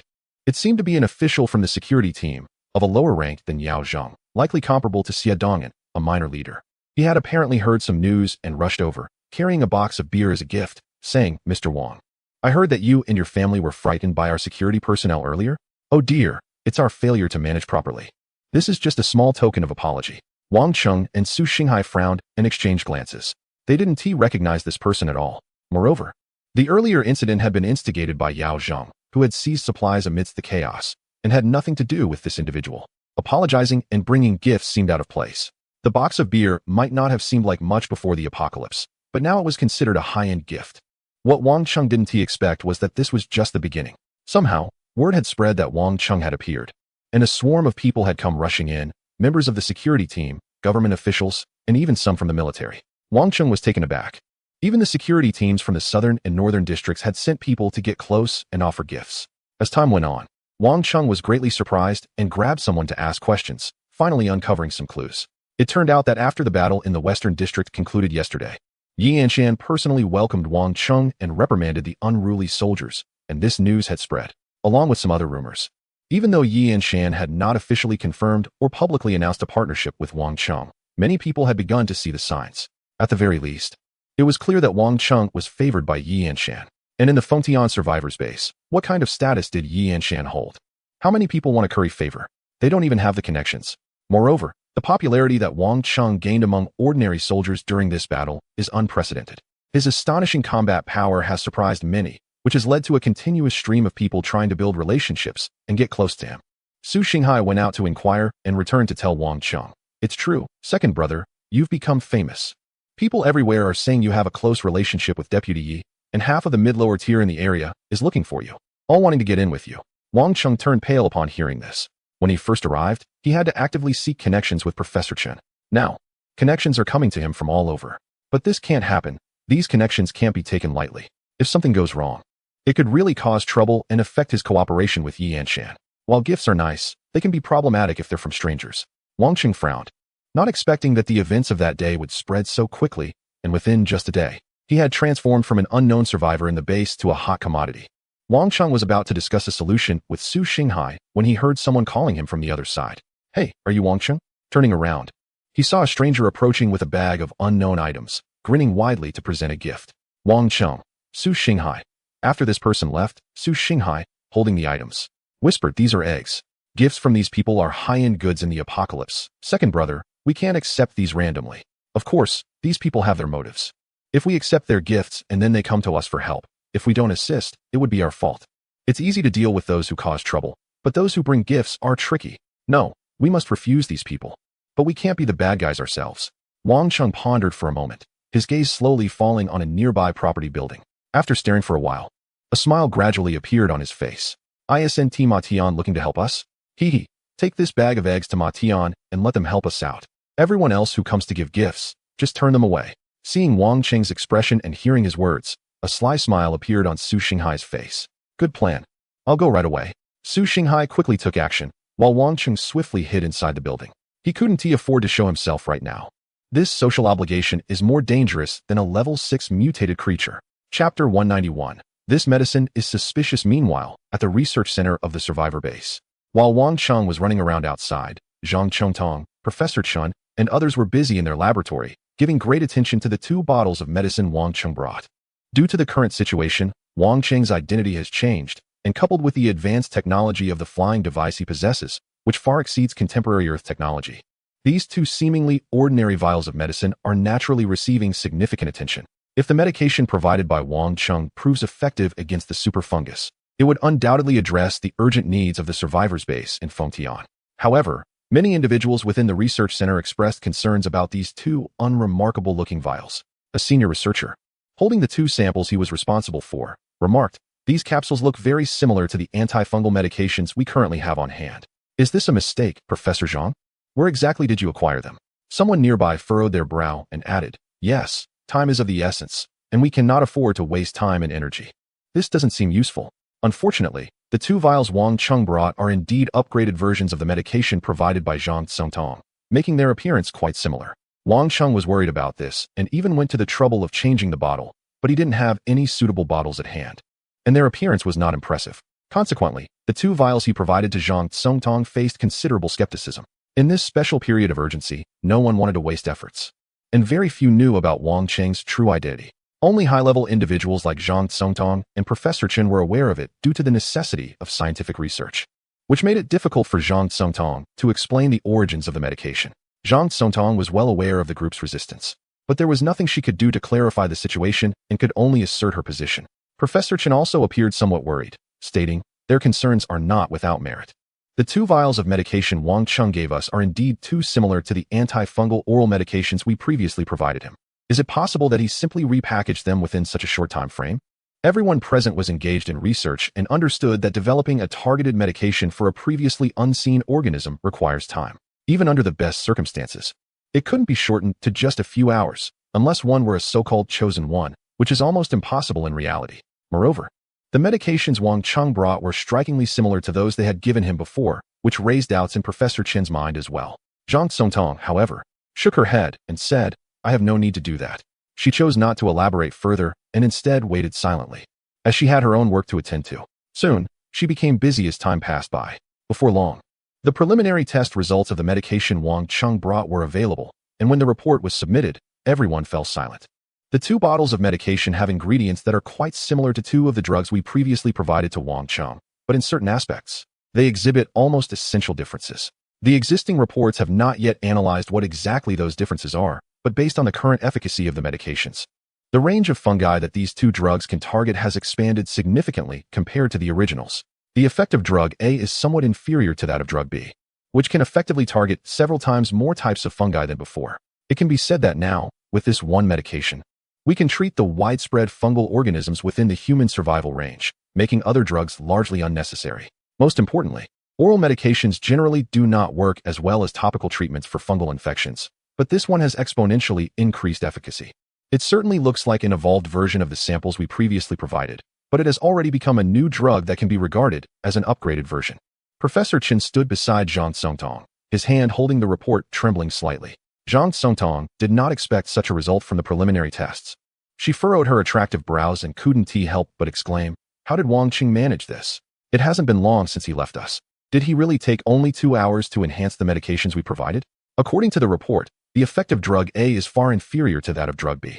These 2 models are the laboratory's identification numbers for the 2 bottles of medication brought back by Wang Cheng for differentiation. If Wang Cheng were here, he would definitely recognize at a glance that drug A is a secondary medication and drug B is an upgraded tertiary version of the same drug, naturally offering better results. Now, the results are enough to silence all previous doubts. The enhancement of drug efficacy is not so easily achieved, even in modern society.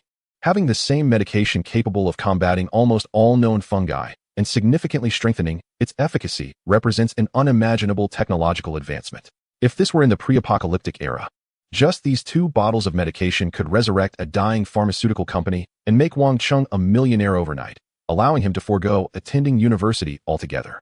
The fact that Wang Cheng produced such upgraded medications in less than 2 hours and in 2 different forms illustrates a formidable technological capability behind these seemingly inconspicuous little bottles.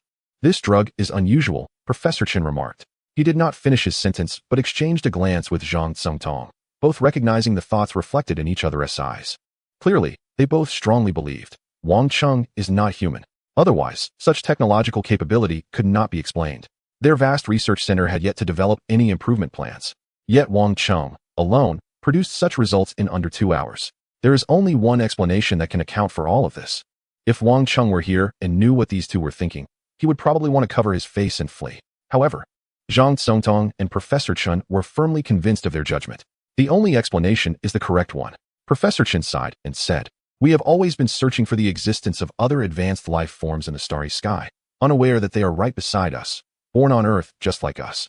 So, how many civilizations and beings could there be in the universe?"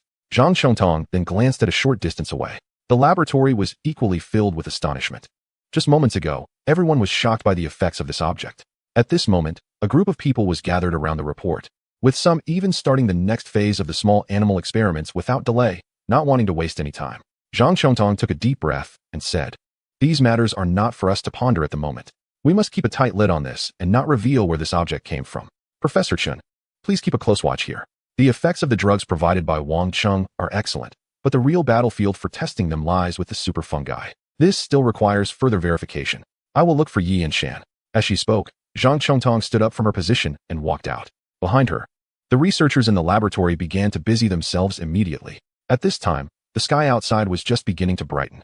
The security team and military personnel were conducting a citywide operation throughout the night, checking whether super fungus infections had appeared among the survivors in the base. This made the night quite unsettling, with noise filling the survivor base.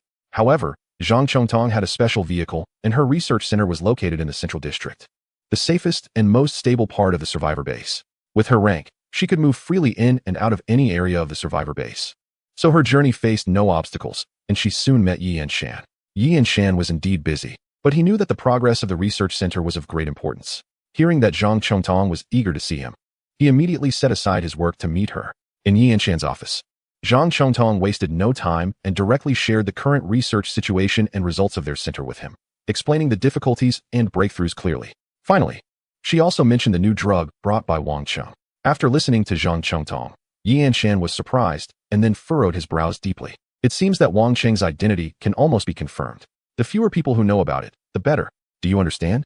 Yi and Shan had some doubts initially, but now, with this incident, those doubts had vanished. Because, just as Zhang Chongtong and Professor Chen thought, this was the only explanation. Based on this, Yi and Shan realized that Wang Cheng's technical advantages in this matter, along with their collaboration, would undoubtedly bring more benefits to the survivor base. The cooperation with Wang Cheng needed to be advanced with more seriousness and rigor. The premise of cooperation was to bring benefits to both parties. Yi and Shan saw the key to the benefits that Wang Cheng could bring to the survivor base, and thus, his level of attention increased. However, he felt that these thoughts were something he could keep to himself and didn't need to share with Zhang Chongtong. Zhang Chongtong nodded. She certainly understood the importance of keeping this matter confidential. However, Yi and Shan did not let Zhang Tsungtong leave. Instead, he called her back, took a document from the table, and handed it to her.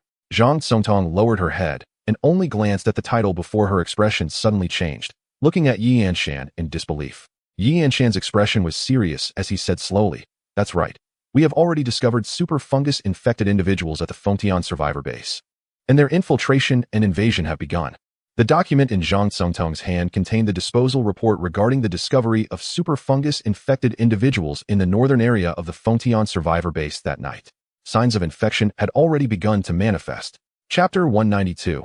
Hunting infected individuals. The same report soon appeared before Wang Cheng, brought by a cold-faced beauty. None other than Xu Bing, who had parted ways with Wang Cheng less than a day ago. She was dressed in a fitted beige military uniform, and her long boots accentuated her slender legs. Standing under the not fully brightened sky, she crossed her arms and watched Wang Cheng go through the materials, her gaze drifting to Ma Tian and others who were setting up a warning line in the community. After observing for a while, she understood what they were doing. "Looks like you've really stirred up trouble this time. But you're also cunning. You don't want to show your face, letting others take the blame for you. That guy is willing to do it, of course. However, it was not up to him whether he wanted to do it or not. Speaking of which, would tonight finally be quiet? Just as I was about to fall asleep, the sky was about to brighten, and you show up again. Couldn't this wait until tomorrow?" Wang Cheng looked at the report in his hands, and his expression shifted from relaxed to serious. The content of the report sent chills down his spine. The infection of the superfungus at the Fengtian survivor base seemed to have already begun. It turned out that Yi Anshan's overnight inspections of all survivor bases in Fengtian were quite effective, as they indeed uncovered issues. Currently, 7 confirmed infected individuals and 2 suspected cases had been found in the northern area of the survivor base, all ordinary survivors. According to the report, the most serious case had reached a point where the infection could no longer be concealed. When confronted during the inspection, this individual, who appeared to be just slightly duller than an ordinary person, had their internal organs and brain filled with fungal filaments. After being subdued, those superfungi quickly committed suicide, leaving no living samples for humanity. Moreover, the other confirmed infected individuals, though also ordinary survivors, exhibited clear attempts to spread the infection.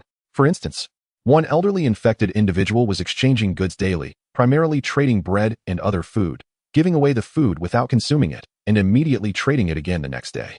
The exchanged food had been seeded with fungus. Another female infected individual was even more ruthless, actively going out to find men, offering free companionship without asking for anything in return, and seemingly eager to sleep with 17 or 18 men a day, all to spread the superfungus through deep fluid exchange. The methods they employed were terrifying. As Wang Qing looked at the report in silence, Xu Bing said, "I've seen it too. You understand why I can't come to see you tomorrow, right?" Although most of the superfungus-infected individuals have almost immediately committed suicide after being discovered, leaving no live samples, this is the survivor base in Fengtian, our territory. We have traced a large number of infection sources to a warehouse in the abandoned old district of Fengtian City. It is likely that this is a stronghold for the superfungus in the area. Yi Anshan intends to execute a swift operation to take it down, not giving the superfungus any chance to react. However, our side has started the investigation, and the suicides of the infected individuals may have already alarmed the enemy. So time is of the essence, and he hopes you can cooperate. The mobility and strength of Wang Cheng's aircraft are well recognized. Moreover, Wang Cheng had previously expressed his desire to participate more in operations. Allowing Wang Cheng to take part in this round of cleansing actions against the infected individuals around the Fengtian survivor base is also a sign of respect and sincerity from Yi Anshan. Despite being a bit fatigued from a sleepless night, Wang Cheng had no reason to refuse. He just frowned and raised his head, asking, "What about the situation in the city? With infected individuals at this level, the number of those infected must be." Xu Bing simply shook her head, not answering. But that was an answer in itself. Yi Anshan and the research center currently had no solution. In fact, Wang Cheng didn't need to ask. He understood that he had just visited the research center 7 or 8 hours ago. For those severely infected, they can now be identified through simple means, as the superfungus is a microscopic organism that would show some abnormality in controlling human bodies. However, there is no way to identify those in the incubation or early stages of infection. Even if they know that the superfungus has begun to spread wildly, it is difficult to take effective measures, Xu Bing said at the research center. Zhang Songtong mentioned that the 2 best methods at this stage are large-scale isolation and a swift strike at the source, aiming to capture live superfungi. Through their neural network, it might be possible to accurately locate all infected individuals and the exact position and identity of the superfungus in the Fengtian survivor base. With a snap, Wang Cheng closed the report in his hand and said decisively, "We'll set off immediately. The situation is serious. We can't afford to delay." He stepped onto his warship directly. Xu Bing behind him looked a bit bewildered, as Wang Cheng's vehicle had changed once again. It had only been one night. Even someone like Xu Bing found it hard to react, staring blankly at the completely unfamiliar large truck before her. It wasn't until Wang Cheng leaned out to look at her that Xu Bing took a deep breath, regained her composure, and hurriedly got on the vehicle.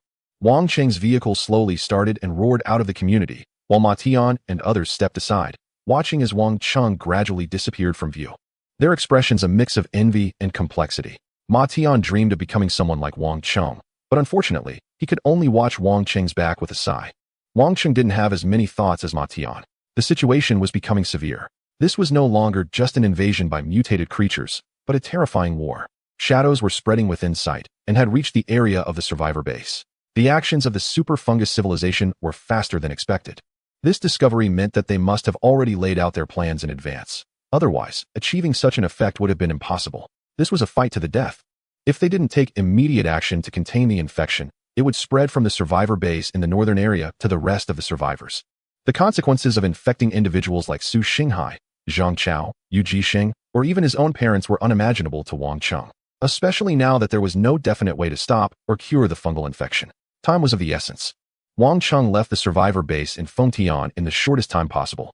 The base was established against the backdrop of the urban area of Fengtian. with half of it being part of the former suburbs and the other half being the original urban area. The part of the city outside the survivor base had already turned into a wasteland, now the territory of mutated creatures. In the past, very few people ventured into this area except for resource search teams organized by the military. Most of the survivors from the original urban area had already retreated to the survivor base. As a result, the vast urban area of Fengtian had transformed into a paradise for monsters, with various mutated creatures roaming freely and mutated plants growing wildly. When Wang Cheng and Xu Bing left the city, the first batch of special operations teams dispatched by Yanshan had already set out. The members of this team were actually old acquaintances of Wang Cheng, led by Wang Heshua, who once headed the Su Bei granary operation. As a member of the special operations team, his abilities were exceptional, and the elite team he led was well prepared for the mission. They had been informed of certain facts regarding the situation, which made them value this operation highly. They had already reached a large warehouse deep in the old urban area of Fengtian, which intelligence indicated was the launch point for the super fungus to infect the survivors within the base. This location served as their stronghold in the surrounding areas. Wang Heshua initially intended to infiltrate quietly and take control of the area with a standard operational stance, but the super fungi were clearly on guard. The purging within the survivor base had already alerted them. They had a unique neural network and information transmission system that could not be easily detected or disrupted by existing human technology. As a result, they had already spread their fungal individuals densely inside and outside the warehouse. As Wang Heshua and his team approached, the hunt had already begun. However, they were not just hunters, they had also become prey for the super fungi. Countless terrifying mycelia surged from all directions, and the dilapidated dome of the warehouse suddenly exploded, revealing a massive creature composed entirely of countless microscopic fungi, standing 20 meters tall. It twisted like a ball of yarn, with mycelia covering the entire warehouse and surrounding area. Amidst its howls, it launched a frenzied attack, turning the military's encirclement and hunt into a counter-encirclement and counter-hunt. Wang and his troops were forced to retreat completely, facing heavy fire in a chaotic battle. The creature was enormous, entirely composed of fungi, dense and terrifying. When the fungi on its body writhed, revealing gaping, flesh-like openings, it could launch horrific fleshworm projectiles. Even armored vehicles, if hit, would be corroded to nothing by the strong acid carried by these fleshworms. And any living being that came into contact would quickly turn into a puddle of pus, meeting a gruesome end, with screams echoing in madness. The anticipated blitzkrieg had not materialized at all. The situation spiraled out of control from the very beginning. Wang Cheng and Xu Bing arrived a bit later, witnessing the chaotic battlefield. However, as they saw the terrifying fungal giant wreaking havoc, Wang Cheng felt no fear, but rather excitement. On the way there, he had been contemplating how his enormous ship, which was already absurdly large in vehicle form, could execute a stealthy blitz. Now that the confrontation had escalated, he decided not to hold back his firepower. His heavy truck accelerated instantly, charging forward into the battlefield. Chapter 193. Opening the Black Technology Treasure Chest again. Incendiary bombs. Flames spread across the ground. Half a warehouse was already ablaze, and the dull city of Fengtian echoed with the sound of gunfire. Incendiary weapons proved highly effective against the super fungi, a fact established back at Pingfeng Mountain. Thus, they had brought a large supply of incendiary weapons, which were now frequently deployed, igniting half of the warehouse. However, the monster formed by the super fungi exhibited tenacious vitality. It continuously secreted large amounts of slime to quickly extinguish the flames consuming its body. Moreover, the microscopic entities that composed it numbered in the thousands, wildly reproducing and attacking the surrounding soldiers with piercing screams from all directions. The two armored vehicles at the front were completely overturned. Wang and his troops attempted a charge, but were quickly repelled, taking cover. They watched as the monster launched a terrifying fleshworm bomb that pierced the sky, striking a low building where some soldiers were hiding, leading to a horrifying scene. At the moment the fleshworm bomb impacted, the outer layer exploded into a terrifying strong acid, instantly corroding through the walls of the dilapidated building. However, the deeper worms did not detonate. They surged into the wall through the hole created by the acid and the kinetic energy, directly attacking the human soldiers inside. The front worms exploded, the strong acid corroding their bodies, while the remaining ones frantically burrowed into the humans, detonating in their brains and chests, splattering strong acid everywhere. This fleshworm bomb was catastrophic wherever it landed. Conventional armor and flesh could not withstand its astonishing destructive power. Our attacks seem ineffective, Wang and Shuazade shouted as he threw another incendiary bomb. They were initially conducting a secret operation, but unexpectedly ended up in a direct confrontation. The super fungi, hiding in the nearby urban area of the survivor base, were incredibly arrogant. When discovered, instead of evading, fleeing, or self-destructing. They chose to engage in combat head-on. This revealed their contempt for human soldiers and civilization. It wasn't that their actions were ineffective. They were continuously multiplying, with their numbers increasing every second in the microscopic world. However, this state couldn't last long. They were definitely relying on some organism as a nutrient source. Once they drained that organism, they would no longer have sustenance and could not continue to grow. As the fleshworm bombs flew overhead, their last flame-throwing vehicle exploded dramatically. The towering flames illuminated the morning sky, as if the entire abandoned urban area was trembling in the massive explosions. Wang Hishua quickly repositioned. His judgment was clear to his aide, but he wasn't optimistic. "I'm afraid we won't last until reinforcements arrive."